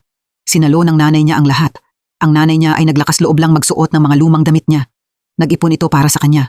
Para itong kutsilyong tumusok sa puso ni Yong-sik. Sa kabilang banda, matapos malaman ni Dong Baek na alam na ng anak niya ang totoo, mas lalo niyang naramdaman na pinilit niyang lumaki ng masyadong mabilis ang anak niya. Nang gabing iyon, nakipagkita siya sa ex-lover niya para linawin ang lahat. Totoo na hinintay niya ito, pero 2 taon lang matapos silang maghiwalay, nagkaroon na ito ng bagong pamilya at mga anak. Ang paghihintay niya ay marahil ang huling katangahang ginawa niya para sa lalaking ito. Pero ngayong bumalik ito, huli na ang lahat. Hindi na kailanman magkakaroon ng balikan sa pagitan nila. Alam din ito ng asawa niya, kaya malamang pupunta siya rito sa lalong madaling panahon para manggulo. Kung patuloy siyang pupunta rito, sino ang nakakaalam kung gaano kalala ang mangyayari? Sa kabilang banda, dahil sa pang-uudyok ng nanay ni Dong Baek, si Yong-sik, na sinusubukang umaktong kalmado at marangal, ay sobrang nainis nang makita niya ang mahal niya na kumakain ng noodles kasama ang ex-husband nito. Pero talagang epektibo ang pang-udyok na ito. Pumunta si Yong-sik para hanapin ang ex-lover ni Dong Baek at pinagalitan siya dahil isa siyang walang kwentang lalaki. Sinabi rin ni Yong-sik sa kanya na umalis na at huwag nang guluhin si Dong Baek at ang anak nito. Pagkatapos noon, inutusan ni Yong-sik si Dong Baek na huwag na makipag-hangout sa lalaking ito. Bukod pa roon, hindi niya dapat payagang pumunta pa ang lalaking ito sa pub niya. Kaya tumakbo si Dong Baek papunta kay Yong-sik, hinawakan ang kamay niya at umalis, iniwan ang ex-lover niya na mag-isang nakatayo roon. Ang mga taong laging umaaktong mabait ay minsan sila pa ang delikado. Ang pangalan ng babaeng empleyado sa bar na ito ay Go-woon. Talagang hindi siya simple. Hindi lang palaging naghahanap ng paraan ng babaeng ito para mangikil ng pera sa landlord, madalas din siyang magsinungaling. Nadiskubre rin niya ang 30 milyong won sa abalone barrel ni Dong Baek. Kung pag-uusapan, mukhang kahina-hinala rin ang personal history niya. Ngayon, pauwi, nakasalubong ng babaeng ito ang isang estrangherong nagpapakain ng pusa. Ang estrangherong ito ang taong hinahanap ng pulis. Malaki ang posibilidad na siya ang killer, pero walang alam si Go-woon at hindi siya natatakot. Tumira pa nga siya kasama ang misteryosong lalaking ito. Marahil sobrang hirap ng buhay niya, kaya dahil lang nakatulog siya sa isang mainit na lugar ng isang gabi, na late siya sa trabaho kinabukasan. Nang dumating si Go-woon, papunta sina Dong Baek at ang nanay niya sa school ng anak niya. Kawawang babae si Dong Baek. Dahil iniwan siya ng nanay niya, kinailangan niyang lumaki sa orphanage. Mula noon, ang label na orphan ay naging pangalan niya. Tao rin sila, pero dinidiscriminate ng mga tao ang mga bata. Kaya ang mga orphan ay itinutulak sa gilid ng buhay. Kasunod nito ang label na anak ng may-ari ng bar. Ang babaeng may pangalang Go-woon ay ganoon lang dahil iyon ang pangalan ng bar ng nanay niya. Magkapareho ang dalawang kapalarang iyon. Tuwing may negatibong nangyayari, ang unang pinaghihinalaan ay ang dalawang batang iyon. Dahil lang ang isa ay walang magulang at ang isa naman ay may nanay na nagpapatakbo ng bar. Ang ganitong paghahati ng lipunan ay bumabagabag kay Dong Baek hanggang ngayon. Takot siyang maranasan ng anak niya ang parehong kapalaran. Kaya iyon ang dahilan kung bakit nag-aalangan siyang pumunta. Pero muli, nawala ang negatibong iniisip niya dahil kay Yong-sik. Dahil sa mga salitang pampalakas ng loob niya, nagkaroon siya ng tapang na pumunta at suportahan ang baseball match ng anak niya kasama ang nanay niya at si Go-woon. Saan man pumunta ang tatlong babae, lahat ay nakatingin. Habang ang lahat ay may malalaking camera at camcorder, siya ay maliit na phone lang ang dala. Bigla, may drone na lumipad mula kung saan at kinunan ang buong match. Nandoon din ang ex-lover niya, pero wala siyang magawa kundi umupo lang at panoorin ang anak niya na binabuli ng kalabang team. Ang dahilan ay dahil may anak ng coach sa kalabang team at patuloy na binabuli ang team ng anak ni Dong Baek. Dahil sa ugali ng bata, hindi siya nagdalawang isip na suntukin ang kalaban. Biglang naging magulo ang sitwasyon na hindi pa nangyari noon at ang coach na ama ng bata ay kumilos pa para disiplinahin ang anak ni Dong Baek. Dahil dito, hindi siya makapanatiling tahimik. Sobrang galit din ng ex-lover niya pero napalibutan siya ng fans. Ang presensya niya rito ay sobra na. Dahil sa kasikatan na ito, magdudulot ito ng hindi mahula ang epekto sa huli. Dahil hindi na niya kailangang asikasuhin iyon, pumasok si Yong-sik na nakasalamin, hawak ang drone at puno ng autoridad. Pumasok si Yong-sik sa field habang pinapanood ng daan-daang tao. Diretso niyang sinampal ang batang kalaban. Sampal iyon dahil naglakas loob itong insultuhin ang kaibigan niya. Balak ng ama ng coach na pagalitan at tanungin si Yong-sik kung ano ang karapatan niyang makialam. Kaya tumayo siya sa gitna ng crowd at malakas na ipinakilala ang sarili bilang ama ng anak ni Dong Baek. Mula noon, naramdaman ng bata na si Yong-sik ay parang hero na palaging lalabas sa huling minuto. Dahil may kamera na nag-record ng insidente at si Yong-sik ay local police, matagumpay niyang naayos ang lahat at nakuha ang paghanga ni Dong Baek. May sarili ring paraan ang ex-lover ni Dong Baek para takutin ang coach. Pero hindi kahanga-hanga sa mata ng anak ang tulong niya sa likod ng eksena. Para sa isang batang 8 taong gulang, malamang mas interesting ang drone. Talagang nakuha ni Yong-sik ang puso ng bata dahil sa sinseridad at pag-unawa niya. Sa sandaling ito, talagang hindi ordinaryo si Go-woon. Pero hindi niya inaasahan na ang lalaking kinakapitan niya ay may ganoon katakot na asawa. Nakipagkita sa kanya ang asawang lawyer ni Gyotae. Dahil sa talino at autoridad ni Jayang, talagang hindi kayang tapatan ni Go-woon. Wala siyang balak sirain ang pamilya nila. Gusto lang niyang baguhin ang buhay niya at yumaman sa isang hakbang. Pero ang mister na ito ay walang iba kundi isang walang kwentang tao. Kaya talagang umaasa si Jayang na pwede siyang kunin ni Go-woon. Tanga lang na nakinig si Gyotae. Lumalabas na wala pala siyang ibang halaga kundi scrap metal na kailangang itapon. Dahil walang bibili sa kanya kahit ibenta pa siya ng mura. Kahit hindi niya kailanman tinawid ang linya, ang ginawa niya ay lampas na sa kaya ng isang asawa. Sa lahat ng talino, status at pera, tinapakan niya ang pride ng asawa niya. Kaya wala nang kapatawaran para sa traidor na tulad niya. Ang childhood friend ni Dong Baek noon ay si Go-woon. Dahil sa tapat at mapagpasensyang feelings ni Dong Baek, hinila ni Go-woon ang mga paa niya palabas sa putik ng panloloko. Pero patuloy siyang hinahanap ng dati niyang boss. At nang makita siya nito, ginulo siya nito. Talagang nakakaawa si Go-woon. Nagbukas ng bar ang nanay niya at pagkatapos ay itinapon siya sa kalsada na parang batang palaboy. Mula noon, dahil wala siyang pamilya, sobrang minamaliit siya. Itinuring din siya ng lalaking ito na parang basura, iniisip na kahit mamatay siya, walang may pakialam. Pero mali siya dahil sa mismong likod ni Go-woon ay naroon si Dong Baek. Kapag patuloy niyang ginulo si Go-woon, palalayasin siya ni Dong Baek. Hindi inaasahan, sobrang hindi makatwiran ang lalaking ito kaya kinaladkad niya si Gowon palabas sa gitna ng kalsada at binugbog siya. Talagang tinamaan nito ang hangganan ni Dong Baek. Hindi na hinintay na makialam si Yong-sik, agad na hinampas ni Dong Baek ng malakas ang ulo ng lalaking ito. Habang hinahampas siya, minumura niya ito. Patay na ang dating Dong Baek. Sa harap ng mata ng lahat, wala na ang babaeng ngumingiti pa rin kahit inaapi. Ang huling away ay natapos sa police station. Para sa kaligtasan ni Dong Baek, sinabi ni Gowon sa hayop na iyon na sa kanya na lang ibunton ang lahat at huwag guluhin ang kapayapaan ng lugar na ito. Dahil para sa tulad niyang hindi kailanman nakatanggap ng pagmamahal, ang pamilya ni Dong Baek ay parang sagradong lugar. Doon, wala silang pag-aalinlangan o distansya sa kanya. Lahat ay nagmamalasakit sa kanya at tinatrato siya na higit pa sa sariling pamilya. Ang kabaitang ito ang dahilan kung bakit ang isang masamang babaeng tulad niya ay gustong magsimulang muli sa buhay. Pero sa buhay, madalas mangyari ang mga hindi inaasahang bagay. Habang iniimbestigahan ni Yong-sik ang killer, ilang beses niyang nakita ang mga kahina-hinalang bagay tungkol sa pagkain ng mga pusang gala sa kalsada. Sa hindi malamang dahilan, allergic ang kamay niya sa pesticides. Sa puntong ito, nagsimula siyang magduda sa pagkain na nakita niyang ipinapakain ng may-ari ng refrigerator store sa mga pusa kagabi. Kahina-hinala rin ang kilos ng taong ito. Pero dahil sa kabaitan ng lalaking ito, nawala ang hinala ng simpleng taong tulad ni Yong-sik. Pero hindi inaasahan ni Yong-sik na ang pagtitiwalang ito ay hahantong sa isang hindi mahulaang resulta. Kahit napakamapagmahal niyang tao, si Yong-sik ay isang mababang security police officer lang. Sa pera, mas lamang ang ex-lover ni Dong Baek. Ngayon, habang kumakain si Yong-sik ng dumpling sa bar, nagpadala ang ex-lover ni Dong Baek ng isang kahon ng mga laruan para sa anak niya kasama ang isang credit card na puno ng pera. Malamang tinamaan nito ang pride ni Yong-sik. Pero kapag nagmamahal ang tao, ang pera ay panandalian lang. Para kay Dong Baek, mas mahalaga ang puso ni Yong-sik. Habang naghahanap ng vase para paglagyan ng mga bulaklak, aksidenteng nakakita si Yong-sik ng isang kahon na puno ng mga blue lighter. Medyo natakot siya dahil dito. Lumalabas na dahil sa pagiging curious, madalas palang nagnanakaw si Gowon ng mga lighter mula sa mga customer. Pero lumitaw ang mga lighter na ito sa dalawang kamakailang sunog. Nang maalala niya, ipinakita ng may-ari ng refrigeration store na nakasalubong ulit ni Yong-sik kaninang umaga na sobrang interesado siya kay Gowon. Kaya pala madalas siyang pumunta sa pub. Marahil unti-unti nang lumalabas ang katotohanan. Biglang naalala ni Gowon ang mga detalye sa alaala niya, pero sa halip na sabihin kay Yong-sik, itinago niya ito. At pagkatapos, dahil sa katahimikang iyon, nabaon ng sikreto magpakailanman. 11 oras at 45 minuto na lang ang natitira. Isang bagay na walang inaasahan ang mangyayari. Talagang nakakaawa ang babaeng ito.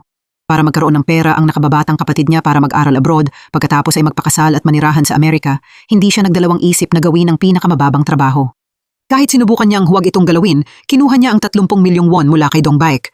Pero ang nakuha niya kapalit nito ay pangmamaliit mula sa nakababatang kapatid niya. Ngayon, masaya nang namumuhay sa Amerika ang nakababatang kapatid niya. Kapag lumitaw ang isang mababang uri na ate, sobrang nakakahiya iyon. Palaging sinusubukan ng babae na maging matatag. Kahit minamaliit siya o nagmumukhang cheap sa iba, araw-araw pa rin siyang nagsisikap para kumita ng pera. Pero ngayon, ang tanging kamag-anak niya ay isa lang masamang tao na nagtulak sa kanya palabas ng buhay nila. Hindi rin maayos ang kalagayan ni Dong Baek dito. Nang malaman niyang kinuha ng taong pinagkakatiwalaan niya ang pera at tumakas, mas hindi siya nang hinayang sa pera at mas nasaktan ang puso niya. Mas pinalala pa ng paglitaw ng ex-lover niya rito ang mga bagay. Madalas na hindi komportable si Yong-sik sa presensya nito rito. Pero mas malala ito para kay Deok-sun. Matapos malaman ang paglitaw ng lalaking ito, dumating si Deok-sun at masakit na pinagalitan si Dong Baek. Pagkatapos ay kinuha pabalik ang anak niya. Umiibig si Yong-sik. Natatakot siya na mapintasan si Dong Baek ng nanay niya. Pero bilang isang ina, mahirap tanggapin na mahal ng anak niya ang isang single mom. Ngayong ang babaeng mahal ng anak niya ay may connection pa rin sa ex nito, mas mahirap itong tanggapin. Para sa puso ng isang single mom, ang anak ang pinakamahalagang bagay. Kaya kahit kailangang maging malupit ni Deok-sun, ayaw niyang masaktan ang anak niya ng ganoon. Sobrang dinurog ng mga salita niya ang puso ni Dong Baek. Nang gabing iyon, matapos mawala ng matutuluyan, bumalik si Gowon sa pub ni Dong Baek. Pero sa halip na pagalitan siya o kasuhan siya, inalagaan siya ni Dong Baek at binalewala ang lahat. Dahil dito, nahiya si Gowon sa sarili niya at napaiyak. Kaya si Gowon ang nagpunta para mag-deliver ng mga gamit sa halip na si Dong Baek. Pero hindi niya alam na siya pala ang sasalo sa galit ng killer para kay Dong Baek. Sa madilim na gabi, nakita ni Gowon si Dong Baek na magde-deliver ng mga gamit. Kakakuha lang ng babaeng ito ng 30 milyong won mula kay Dong Baek, kaya nakaramdam siya ng guilt at gusto niyang tulungan ang may-ari ng pub niya. Pero hindi niya inaasahan na iyon na pala ang huling beses na magkikita sila. Kinabukasan, nakatanggap ang pulis ng balita na umalis na si Gowon. Dumating si Dong Baek para i-report na hindi na niya mahanap si Gowon at ang motorbike. Inisip ng police chief na tumakas si Gowon dahil ninakaw niya ang pera. Pero iba ang iniisip ni Yong-sik. Akala niya, sa pagkakataong ito, malamang gawa ito ng killer. Kung ganoon, ang target ng killer kagabi ay hindi si Gowon, kundi si Dong Baek. Sa puntong ito, pakiramdam niya ay hindi siya makahinga. Pakiramdam niya ay nasasakal siya dahil nag-aalala siya sa taong mahal niya. Samantala, si Dong Baek ay wala nang magawa kundi umiyak at isipin na pagod na si Yong-sik sa pagmamahal sa kanya. Kaya sinabi niya rito na kung pagod na siya, dapat na silang maghiwalay. Talagang hindi ito kinaya ni Yong-sik. Pinaalis niya siya at bumalik para imbestigahan ang pagkawala. Pero ang kasong ito ay malamang magiging hamon para sa pulis. Nagkaroon si Gowon ng hindi mabilang na kaaway dahil sa pera. Hindi pa kasama ang hayop na pumunta para hanapin siya noong isang araw. Maging ang ex-lover ni Dong Baek at ang model wife nito ay maaaring may kaugnayang clue. At ang landlord na hinihiwalayan na ng asawa niya.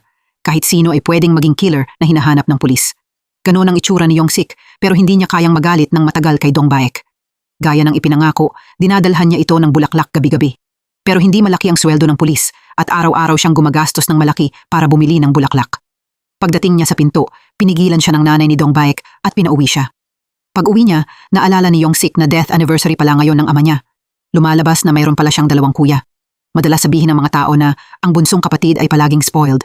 Pero nang marinig nilang baliw na baliw ang bunso nilang kapatid kay Dong Baek, nagalit ng sobra ang 2 kuya. Sinisi nila siya kung bakit nakuha niya ang lahat ng pagmamahal ng nanay niya at bakit hindi niya ito sinusuklian at pinapalungkot pa niya. Pero nang binugbog siya ng 2 kuya niya, pinigilan sila ng nanay niya. Kahit papaano, ang 2 kuya ay nakasama pa rin ang ama nila. Pero si Yong-sik, kahit isang beses ay hindi niya nakita ang ama niya. Kaya sa halip na pagalitan sila, sinabi ng nanay niya sa kanila na mas mahalin pa si Yong-sik. Napaiyak si Yong-sik sa sinabi ng nanay niya. Dapat sabihin na talagang napakadakila ng nanay niya. Noon, isa lang siyang mabuting asawa at may mainit at masayang pamilya. Pero habang buntis siya sa bunso niyang anak, nakatanggap siya ng balita na trahedyang namatay ang asawa niya sa isang sunog. Kinailangan niyang tiisin ang lahat ng sama ng loob at lahat ng pangmamaliit habang dala ang titulong balo at single mother. Para maging parehong ina at ama, kinailangan niyang pasanin ang pagpapalaki sa 3 anak na lalaki. Dahil doon, naging matapang at nakakatakot na babae siya ngayon. Pero ngayon, narinig niya ang balita na ang bunso niyang anak na pinakamahal niya ay nasa emergency room dahil nasugatan ito habang nagliligtas ng mga tao sa malaking sunog sa palengke. Sobrang nag-alala siya at nagmadaling pumunta sa ospital. Lumalabas na ilang oras ang nakalipas, nakaupo si Dong Baek sa waiting room nang tumunog ang fire alarm. Nalito siya at hindi niya alam kung ano ang nangyayari. Ang alam lang niya, hindi mabuksan ang pinto. Ang dahilan kung bakit siya narito ay dahil habang namimili siya sa palengke, narinig niya ang isang announcement na tinatawag siya para pumunta sa ikalawang palapag para kunin ang resibo. Pero hindi niya alam na isa pala itong bitag na inihanda ng isang malupit na killer. Dahil puno ng madaling masunog na bagay ang palengke, lalong lumakas ng lumakas ang apoy. Habang nagpapanik siya, may isang taong tumakbo na parang baliw papasok sa apoy. Matapos ilikas ang lahat ng tao, sumugod si Yong-sik sa ikalawang palapag. Nang makita niya ang pamilyar na basket ng mga gulay, mas lalo siyang nagpanik. Nang tumingin siya sa loob, nakita niya si Dong Baek na unti-unting nawawalan ng malay. Nag-aalalang gustong sirain ni Yong-sik ang pinto para makapasok. Pero nasunog ng apoy ang pinto, kaya nasugatan siya. Pero hindi iyon makakapigil sa kanya na iligtas ang mahal niya. Agad niyang binuhusan ng tubig ang sarili niya at isinugal ang buhay niya sa pag-ibig. Sinipa niya ang pinto ng buong lakas at sa wakas ay nakapasok siya. Pero nang imulat niya ang mga mata niya, nakahiga siyang hindi gumagalaw sa hospital bed. Tungkol naman kay Dong Baek, sobrang nag-alala at natakot siya kaya umiyak siya hanggang mamaga ang mga mata niya. Sa sandaling ito, hinawakan ni Yong-sik ang kamay niya. Akala niya may sasabihin itong nakakatawa tulad dati. Pero bigla, naging seryoso ang ekspresyon niya. Sinabi niya rito na sobrang pagod na siyang habulin siya at protektahan siya kaya hindi na niya kaya. Iniisip niya na oras na para tumigil na sila. Talagang pinabagsak ng mga salita ni Yong-sik si Dong Baek. Palagi niyang iniisip na isa siyang comet. Hindi ito ang unang beses na iniwan siya. Kahit handa na si Dong Baek sa hiwalayan, hindi pala ganoon kasimple ang lahat. Sa totoo lang, nagbibiro lang si Yong-sik. Iminungkahi pa niya na magpakasal silang dalawa. Sobrang naantig si Dong Baek nang marinig ito. Sa nakaraang 34 na taon, walang lalaking nag-propose sa kanya dahil ang nakaraan ni Dong Baek ay puno ng pangmamaliit at pag-iwan. Ang proposal ni Yong-sik ay parang kakaibang liwanag na nagtanggal ng lahat ng dilim sa buhay niya. Naniniwala ka ba sa tadhana? Nakakaawa ang batang babaeng ito. Sa edad niya, kailangan niyang maging single mother. Sa mga bisig niya, pinapatahan niya ang umiiyak niyang maliit na anak na babae. Baka sa mukha niya ang matinding hirap. Nagkaintindihan ang 2 single na babae. Dumampi ang paa ng maliit na babae sa tiyan ng buntis. Pero hindi nila inaasahan na ang koneksyon mula 30 taon na ang nakalipas ay magdadala ng love story kapag namukadkad ang mga kamelya ng ganito. Kahit gaano pa ito ipagbawal ng nanay niya, si Yong-sik ay determinado pa rin kay Dong Baek. Malala ang paso niya, pero ipinilit pa rin niyang magbihis para ipagpatuloy ang investigasyon. Dahil kung hindi niya mahuhuli agad ang salarin, magkakatotoo ang mga kinatatakutan niya. Habang nag-iimbestiga, nakita nila ang helmet na suot ni Hyang Mi noong gabing iyon na itinapon sa ilog. Ang dugo sa helmet ay nagbigay kay Yong Sik ng masamang kutob. Siguradong hindi simpleng missing person case ang kasong ito. Habang mas lumalalim ang imbestigasyon, mas nalalaman nilang may koneksyon ang biktima sa masasamang tao. Una, ang nakababatang kapatid na pinag-ipunan ni Hyang Mi para palakihin ay gusto lang takasan ang pagbabayad sa utang ng ate niya. Pagkatapos, ang landlord na may bawal na relasyon sa kanya dahil sa lungkot sa pag-iwan ng asawa niya, nalasing siya hanggang mawala sa sarili noong gabi ng insidente. Pero ang nakita niya ay nakatulong din para maliwanagan ng kaunti ang sitwasyon. Alam mo ba kung gaano kalupit ang isang tao kapag nanganganib ang status, pera at dangal niya? Pwedeng mawalan ng katinuan ng tao hanggang sa gustuhin niyang pumatay. Lumalabas na dahil takot siyang mawala ang titulo niya bilang asawa ng pinakamahal na player, nabaliw ang asawa ng ex-lover ni Dong Baek at sinaksak ang babaeng empleyado. Pero hindi sapat ang tapang niya para gumawa ng pagpatay. Kaya ano ang nangyari sa huli? Ang tanging marangal at walang hinihinging kapalit na pagmamahal sa mundo ay marahil pagmamahal ng isang ina. Dinala ng ina ang anak ng matagal at pagkatapos ay siya mismo ang nagpalaki sa anak. Kahit gaano pa siya saktan ng anak, tahimik pa ring tinutulungan ng ina ang anak niya. Kahit handang isugal ng anak niya ang buhay niya para sa mahal niya, nagluto pa rin ang nanay na ito ng isang malaking kaldero ng pato para palakasin ang anak niya. Pero matapos kumain ni Yong Sik, ipinilit pa rin niyang mahal niya si Dong Baek.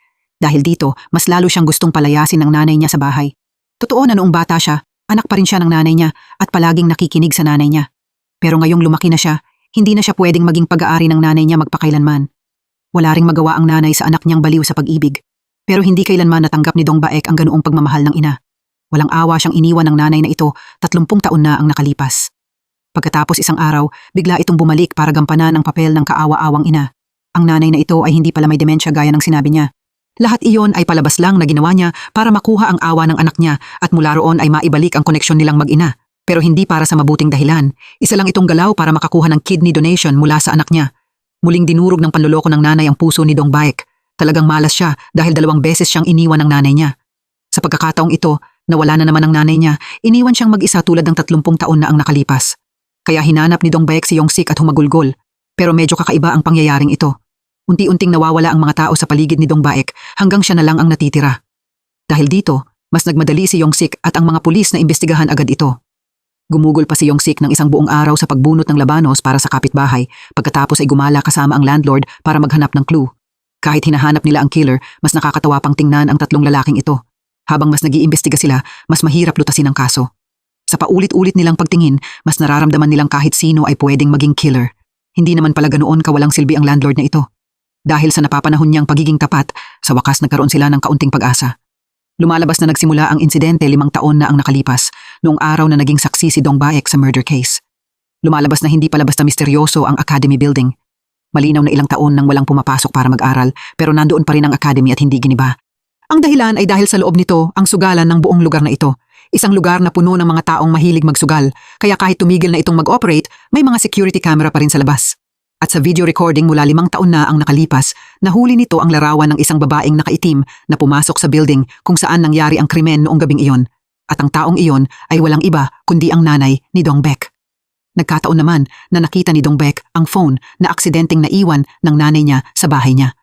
Ipinaliwanag ng phone ang lahat ng nangyari 5 taon na ang nakalipas. Nagtrabaho pala ang nanay na ito sa orphanage kung saan niya iniwan ang 7 taong gulang niyang anak. Pagkatapos, nagtrabaho siya bilang tagapag-alaga ng bata sa kindergarten kung saan nag-aaral ang anak ni Dong Baek. Palagi pa lang nandoon ang nanay ni Dong Baek, sinusundan ang bawat hakbang ng buhay niya. Ang nanay na akala ni Dong Baek ay kasuklam-suklam ay tiniis pala ang lahat ng galit ng anak niya. Tahimik na pinrotektahan ng nanay ang anak at apo niya. Pagkatapos, noong gabing iyon, nang balak niyang puntahan ang anak niya, nakasalubong niya ang isang killer. Ang killer na kinatatakutan ng buong bansa. Dahil sa kutob ng isang ina, sinundan niya ang estrangherong iyon at nasaksihan niyang malapit ng patayin ang anak niya. Walang nagawa ang nanay kundi pindutin ang fire alarm. Noon lang tunay na naintindihan ni Dong Baek kung bakit sinuwerte siyang mabuhay hanggang sa araw na ito. Hindi lang iyon, ginastos din ng nanay ni Dong Baek ang lahat ng perang kinita niya para bumili ng life insurance at ang beneficiary pagkatapos ng kamatayan niya ay si Dong Baek. Mukhang naghanda siya para sa pinakamasamang posibilidad. Sobrang nakokonsensya ang nanay na ito sa pag-iwan sa anak niya. Kaya kahit alam niyang hindi na siya mabubuhay ng matagal, ginamit niya ang huling bahagi ng buhay niya para hanapin ang serial killer. Hindi na mas nakakagulat pa na ang may-ari ng refrigeration store na ito ang killer na hinahanap ng pulis. Noong una, Hindi niya alam kung sino ang killer hanggang sa araw na pumunta ang lalaking ito para mag-install ng camera sa bar. Muling lumitaw ang amoy ng pintura na naamoy niya 5 taon na ang nakalipas at ang tinging iyon. Itinanggi ito ng may-ari ng refrigeration store. Pero dahil sa lahat ng pagmamahal ng isang ina para protektahan ang anak niya, ano ang kayang gawin ng isang ina? Palaging may koneksyon sa pagitan ng mga tao. Pag-ibig man ito, galit, inis o sama ng loob, koneksyon pa rin ito. Kahit gaano pa kagalit si Deoksun kay Yongsik, palihim pa rin siyang pumasok sa bahay nito at pinuno ng pagkain ng refrigerator. Pero marahil hindi na kailangan ang pag-aalala ng nanay dahil abala siya ngayon sa pag-aalaga sa taong mahal niya. Lumalabas na matapos niyang ihatid ang anak niya papuntang China ngayon, nagkaroon ng mataas na lagnat si Dong Baek. Mag-isa siya, kaya dumating si Yongsik para alagaan siya. Pagkatapos ng lahat, ang taong tunay na nagmamahal sa iyo ay siya pa rin ang magdadala ng pinakamatamis na init. Dahil sa maalagang pag-aasikaso niya, naramdaman ni Dong Baek ang pag-aalaga mula sa ibang tao, isang bagay na hindi niya naranasan noon, pero hindi nagtagal ang kaligayahan. Malamang matagal ng target ng killer si Dong Baek. Kahit wala siyang tinestify na kahit ano, patuloy pa rin siya nitong itinutulak sa sulok. Nakatanggap si Dong Baek ng phone call. Tinawag siya para pumunta at kunin ang motorbike na idineliver ni Hyang Mi noong gabing iyon. Akala ni Dong Baek kay Hyang Mi iyon, kaya pumunta siya. Hindi inaasahan, muli siyang pumasok sa bitag ng mga ngaso. Kasama ni Yongsik ang ex-lover ni Dong Baek nang makatanggap siya ng text message na pupunta si Dong Baek para kunin ang motorbike. Dahil dito, halos mabaliw si Yongsik. Hindi makakabalik ang sasakyan ng mag-isa dahil wala na ang driver. Natagpuan ang katawan ng isang babae sa tabing ilog. Sa kamay ng biktima ay ang bracelet na ibinigay ng ex-lover niya kay Dong Baek. Kasabay nito, sa isang abandonadong shopping mall, na-realize ni Dong Baek na papalapit na ang panganib. Mabilis siyang tumakbo palayo. Tumakbo si Dong Baek papasok sa elevator pero palapit ng palapit ang mga yapak ng killer. Eksaktong pareho ito nang nangyari 5 taon na ang nakalipas. Nakatayo na naman siya sa gilid ng hukay ng kamatayan. Pero sa pagkakataong ito, wala ang nanay niya roon, kaya kinailangan ni Dong Baek na iligtas ang sarili niya. Mabilis na binuksan ni Dong Baek ang elevator control panel. Sakto nang hihinto na ang elevator sa lugar kung saan naghihintay ang killer, pinatay niya ang kuryente. Sa sandaling iyon, sobrang takot si Dong Baek kaya hindi siya makahinga. Katulad ng kaso sa beauty salon 5 taon na ang nakalipas, ang mga taong malapit sa kanya ay brutal na papatayin isa-isa. Muling nag-iwan ng killer ng note tulad ng ginawa niya noon. Isa itong nakakatakot na banta. Sinasabi nito na dapat siya ang pumunta dahil sa kanya namatay si Hyang Mi. Kaya nalaman ni Dong Baek ang katotohanan, isang malupit at nakakadurog pusong katotohanan. Siya ang nagbigay ng bracelet kay Hyang Mi. Si Dong Baek din ang tumigil at pinanood ang likod ni Hyang Mi habang umaalis ito sakay ng motor. Pero hindi alam ni Dong Baek na ang nakatakdang delivery na iyon ang magtutulak kay Hyang Mi sa ganoon kahiyahiyang wakas. Humagulgol si Dong Baek sa luha at sakit para bang naging ibang tao siya. Pagkatapos, tumigil siya sa pag-iyak at tumayo. Hindi pwedeng iwasan ang laban na ito magpakailanman. Kung tutuusin, siya naman talaga ang gustong patayin ng killer. Kaya kung gusto rin niyang habulin ito, hindi na ito magiging pangangaso. Sa pag-iisip niyan, binuksan ni Dong Baek ang elevator. Wala siyang pakialam na naghihintay sa kanya ang killer sa labas. Pero mabuti na lang, dumating na ang pulis at pinalibutan ang lahat ng panig. Nang makita ni Yongsik na lumabas si Dong Baek, pakiramdam niya ay parang naalis ang 1,000 toneladang bato sa balikat niya. Sa nakaraang 1 oras, malamang kalahati ng puso niya ay namatay na. Ang nakaraan ni Dong Baek ay serye ng malulungkot na araw dahil iniwan siya. At ngayon, umalis na rin ang childhood friend niyang si Hyang Mi. Nang makita ni Dong Baek ang mga iniwan ni Hyang Mi, hindi na niya ito kinaya. Umiyak siya hanggang sa bumagsak siya sa lupa. Noong 1 araw lang, tumatawa at nakikipag-usap pa sa kanya ang taong iyon sa pub. Hindi kailanman naranasan ni Hyang Mi ang kaligayahan sa buong buhay niya. Nakakuha lang si Hyang Mi ng pagmamahal mula sa tao nang muli niyang makilala si Dong Baek. Pero ang lahat ng pagsisikap niya para magkaroon ng tahimik na buhay ay kinuha ng isang walang pusong killer. Mas lalo nitong itinulak si Yongsik na imbestigahan ng killer. Ang lugar na dating tahimik ay ngayon magulo na dahil sa killer. Ang mga asawang palaging nambubuli kay Dong Baek ay hindi natuwa nang malaman nilang gusto ng killer na patayin si Dong Baek.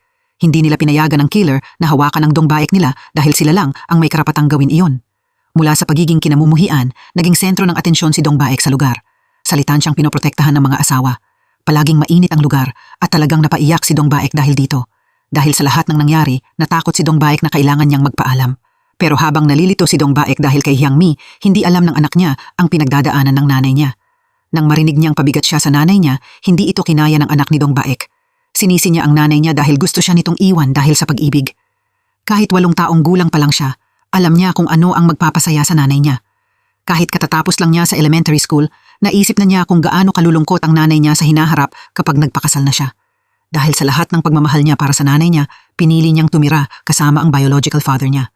Nang malaman ni Dong Baek na pinili ng anak niya na tumira kasama ang ex-lover niya, sobrang sumakit ang puso niya. Pero dahil iyon ang pinili ng anak niya, nilunok niya ang luha niya at pinanood itong umalis. Pero sobrang magkapareho silang dalawa. Malinaw na kung wala ang anak niya, parang patay ang buhay niya. Wala nang nararamdaman si Dong Baek para sa negosyo. Hindi rin mas maayos ang lagay ng anak niya rito. Naliligaw siya sa lungsod kasama ang ama na unang beses niyang makakasama at stepmother na walang ginawa kundi matulog at kumain. Pero nang malaman ni Dong Baek na umalis ang anak niya dahil sa kanya, pumunta siya para sunduin ito. Dahil nakita niyang kailangang kumain ng ready-made lunch ang anak niya, sinuntok niya ang ex-lover niya. Kapag naging ina ang isang babae, malamang wala ng limitasyon. Dahil din sa pagmamahal na iyon para sa anak niya, isinantabi ni Dong Baek ang personal feelings niya. Nakipagkita siya kay Yong-sik at pagkatapos ay lumuluhang nagpaalam. Ang pahirap ng nagmamahalan pa rin pero kailangang maghiwalay ay malamang mas masakit kaysa treasurin ng isang lover. Tinapos ng dalawa ang matamis nilang love affair na may matinding sakit. Para takpan ang sakit ng paghihiwalay, pareho silang walang tigil na nagtrabaho. Habang mas iniimbestigahan nila ang murder case, mas marami silang nakikitang taong sangkot. Una sa lahat, nandyan ang landlord, ang asawa ng ex-lover ni Dong Baek, ang asawang lawyer, at sa huli, ang nanay ni Dong Baek. Lahat sila ay may nakitang bahagi ng insidente noong gabing iyon. Matapos pagdugtong-dugtungin ang lahat ng detalyeng inireport nila, sa wakas nahanap ng pulis ang katotohanan. Lumalabas na dinala ng killer ang katawan gamit ang isang pickup truck at ang may-ari ng truck ay walang iba kundi ang may-ari ng refrigeration store. Pero nang ikumpara ang DNA niya sa DNA kay Yang Mi, nakita nilang hindi ito tugma. Dahil dito, nagpanik si Yong-sik at ang investigation team. Lumalabas na nasa bahay din pala ang ama ng killer. Walang nakakaalam noon tungkol sa pag-iral ng amang ito. Eksaktong magkapareho ang mga mata nila. Kaya ang ama ang nahatulang killer at inaresto. Natapos ang nakakagulat na kaso na minsang nagpayanig sa lugar. Talagang nailabas na sa liwanag ang killer. Mukhang happy ending na ito para kay Dong Baek. Pero talagang nakakaawa ang buhay ni Dong Baek. Bumalik ang nanay niya, pero ang oras na pwedeng gugulin ng nanay niya kasama siya ay nawala na. Dahil may genetic disease ang nanay niya. Nag-aalala ang nanay na baka mamana ito ng anak niya, kaya ayaw ng nanay na tumanggap ng treatment na mangangailangan ng donation mula kay Dong Baek. Kaya matapos ayusin ang lahat at magpadala ng mensahe kay Yong-sik at sa nanay nito, muling umalis ang nanay ni Dong Baek. Kawawang Dong Baek, buong buhay niyang umiyak habang hinahanap ang nanay niya. Pero hindi niya maisip na iniwan siya ng nanay niya, ngayon man o 30 taon na ang nakalipas dahil sa parehong dahilan. Brutal na inaabuso ng asawa ang babaeng ito. Pero noong binato ng asawa ang ulo ng anak niya ng baso, doon lang siya lumaban, binugbog niya ito, at pagkatapos ay kinuha ang anak niya at umalis. Isang batang ina na may maliit na anak sa kakaibang lugar na walang kamag-anak ay kayang gawin ang kahit ano para mabuhay. Sabay niyang inalagaan ang anak niya at nagtrabaho bilang waitress sa pub para magkaroon ng pera na ipangpalaki sa anak niya. Hindi siya nagdalawang isip na gawin ang kahit anong trabaho. Araw-araw, nagtatrabaho siya hanggang sa halos mawala ang fingerprints niya. Pero ang lugar na pinagtatrabahuhan niya ay magiging dahilan para maliitin ang anak niya. Ang puso ng isang ina ay parang masusunog kapag umiiyak ang anak niya sa gutom ng ganito. Kung ang buhay kasama ang nanay niya ay magiging trahedya, hayaan na lang na siya ang sumalo sa lahat ng sama ng loob na ito. Kapalit nito, magkakaroon ng mas magandang buhay ang anak niya. Dahil sa kaisipang iyon, tinipo ng nanay ang lahat ng tapang niya para iwan ang 7 taong gulang niyang anak. Pero ang pagsuko sa anak ay malamang ang pinakamahirap na bagay para sa isang ina. Hindi nagtagal, bumalik ang nanay para hanapin ang anak niya. Pero nadurog ang puso niya nang malaman niyang na-adopt na ang anak niya. Hindi siya sumuko, kaya pumunta siya sa adoptive family. Pero napahiya siya nang malaman niyang dahil anak ang babae ng isang bar mom, ipinagpalit ng babaeng ito ang anak niya sa isa pang mas matalinong bata. Para itong kutsilyong tumusok sa puso ng nanay. Kalaunan, nahanap niya ang anak niya pero nalaman niyang single mother din ito. Nagbukas din ng bar ang anak niya tulad niya. Hindi niya inasahan na paglaki ng anak niya, sobrang magiging kamukha niya ito. Noong una, balak lang niya sanang tahimik na bantayan ang anak niya. Pero ang insidente ng kaso 5 taon na ang nakalipas ang nagpakaba sa kanya. Kaya bumalik ang nanay, nagkunwaring walang maalala at ginamit ang lahat ng paraan para protektahan ang anak niya. Ganoon kadakila ang pagmamahal ng isang ina. Kaya nang malaman niyang hindi na siya mabubuhay ng matagal, muli siyang nagtago mula sa anak niya. Nakahanap siya ng lugar para magpahinga at naghanda para sa tahimik na pag-alis. Niyakap niya ang lahat ng masasayang larawan ng anak niya at ipinikit ang mga mata niya para lumipat sa kabilang mundo. Ang lahat ng ginawa ng nanay na ito ay dahil lang mahal niya ang anak niya. Bawat salitang iniwan niya para kay Dong Baek ay nagpatulala kay Dong Baek. Habang papunta sa ospital, nalaman ni Dong Baek ang lahat. Lumalabas na hindi pala malungkot si Dong Baek dahil mayroon pa rin pala siyang nanay na sobrang nagmamahal sa kanya. Mabuti na lang, nahanap ng pulis ang nanay niya sa tamang oras kaya mabilis na nadala sa emergency room ang nanay niya. Wasak ang puso ni Dong Baek pero sinubukan pa rin niyang magpakatatag at huwag umiyak. Sa labas ng waiting room, tumingin si Yong-sik sa kanya ng may awa. Sabi ng mga tao, kahit gaano katibay ang pader, kapag katabi mo ang taong mahal mo, talagang babagsak ang lahat. Nang makita ni Dong Baek si Yong-sik, humagulgol siya. Lumabas ang lahat ng takot at kahinaan niya. Umiiyak ang dalawa na parang dalawang bata sa harap ng emergency room. Biglang may nangyaring mali. Hindi maipagpatuloy ng ospital sa lugar na ito ang surgery, kaya kailangan nilang ilipat siya sa mas mataas na level. Pero dahil sa lahat ng pagmamahal ng anak, lahat ng dasal ng mga tao sa paligid at tulong ng mga kapitbahay, isang himala ang nangyari kay Dong Baek. Nailigtas ang nanay niya, pero marahil hindi muna siya dapat masyadong maging masaya. Matapos mahuli ang killer, paulit-ulit nitong hinihingi na dalhin ng anak niya ang salamin. Nagulat si Young-sik, kaya binuksan niya ang bag ng salaming gusto ng lalaking ito. Hindi inaasahan, nasa loob ang bagay na nadiskubre noong autopsy sa tiyan ni Hyang-mi. Talagang nagkatotoo ang inaalala niya. Ang killer na nahuli nila ay kapalit lang pala. Sa harap ng mga argumento ni Young-sik, sa wakas inamin ng ama ang lahat. Ang tunay na killer ay walang iba kundi ang may-ari ng refrigeration store na anak din ng lalaking ito. Hindi inaasahan, lumitaw siya sa bar ni Dong Baek sa oras na ito. Lumalabas na medyo naawa si Dong Baek sa kanya dahil minamaliit siya ng mga kapitbahay, kaya gusto niya itong imbitahan sa hapunan. Dahil dito, nabaliw ang tunay na killer. Gumawa siya ng tunog ng ubo, isang tunog na bumabagabag kay Dong Baek sa nakaraang 5 taon. Narealize niya na siya ang tunay na killer. Nasa malaking panganib ang buhay niya. Mabilis na dumating ang pulis, pero nakita lang nila ang killer na lumalabas ng mayabang. Pero kahit mamatay pa siya, hindi niya kailanman aasahan na ang isang mahiyain at matatakuting babaeng tulad ni Dong Baek, na ang alam lang noon ay umiwas sa lahat, ay hindi magdadalawang isip na hampasin siya sa ulo gamit ang isang baso ng alak para ilabas ang galit niya para kay Hyang-mi. Ginamit niya ang basong madalas gamitin ni Hyang-mi para ihampas ito diretso sa ulo ng killer. Duwag lang talaga siya. Pumapatay siya dahil sa isang mental na dahilan, at iyon ay ang pakiramdam na minamaliit siya. Brutal niyang pinapatay ang sinumang nakikita niyang minamaliit siya. Pero sa harap ng maraming tao, isa lang talaga siyang clown. Tiniis niya ang lahat ng pangmamaliit ni Dong Baek nang hindi man lang makalaban sa harap ng mga asawa sa lugar na ito. Sa oras na ito, dumating ang pulis, pero hindi talaga nila alam kung sino ang poprotektahan. Dahil ang serial killer na ito ay binubugbog ng lahat ng babae sa lugar. Sa huli, nagkabalikan sila. Minahal ni Deok-sun ang anak ni Dong Baek na parang sarili niyang apo, kaya natural lang na naging pamilya sila. Naging tunay na ama rin ang ex-lover ni Dong Baek. Nagkabalikan din ang landlord at ang asawa niya. Nabalot ng saya at kapayapaan ang lugar. Ang ganitong masayang tahanan ang tumulong sa anak ni Dong Baek na maging isang sikat na baseball player. Sa harap ng media sa buong mundo, pinasalamatan niya ang mga magulang niyang nanonood sa kanya sa TV. Ang ama na may ranggong police chief at ang ina ay nanatili pa ring simple ang karaniwang itsura. Ang pagmamahalan nila ang gumawa ng isang magandang ending. Ang pag-ibig ay isang mahalagang sangkap na hindi pwedeng mawala.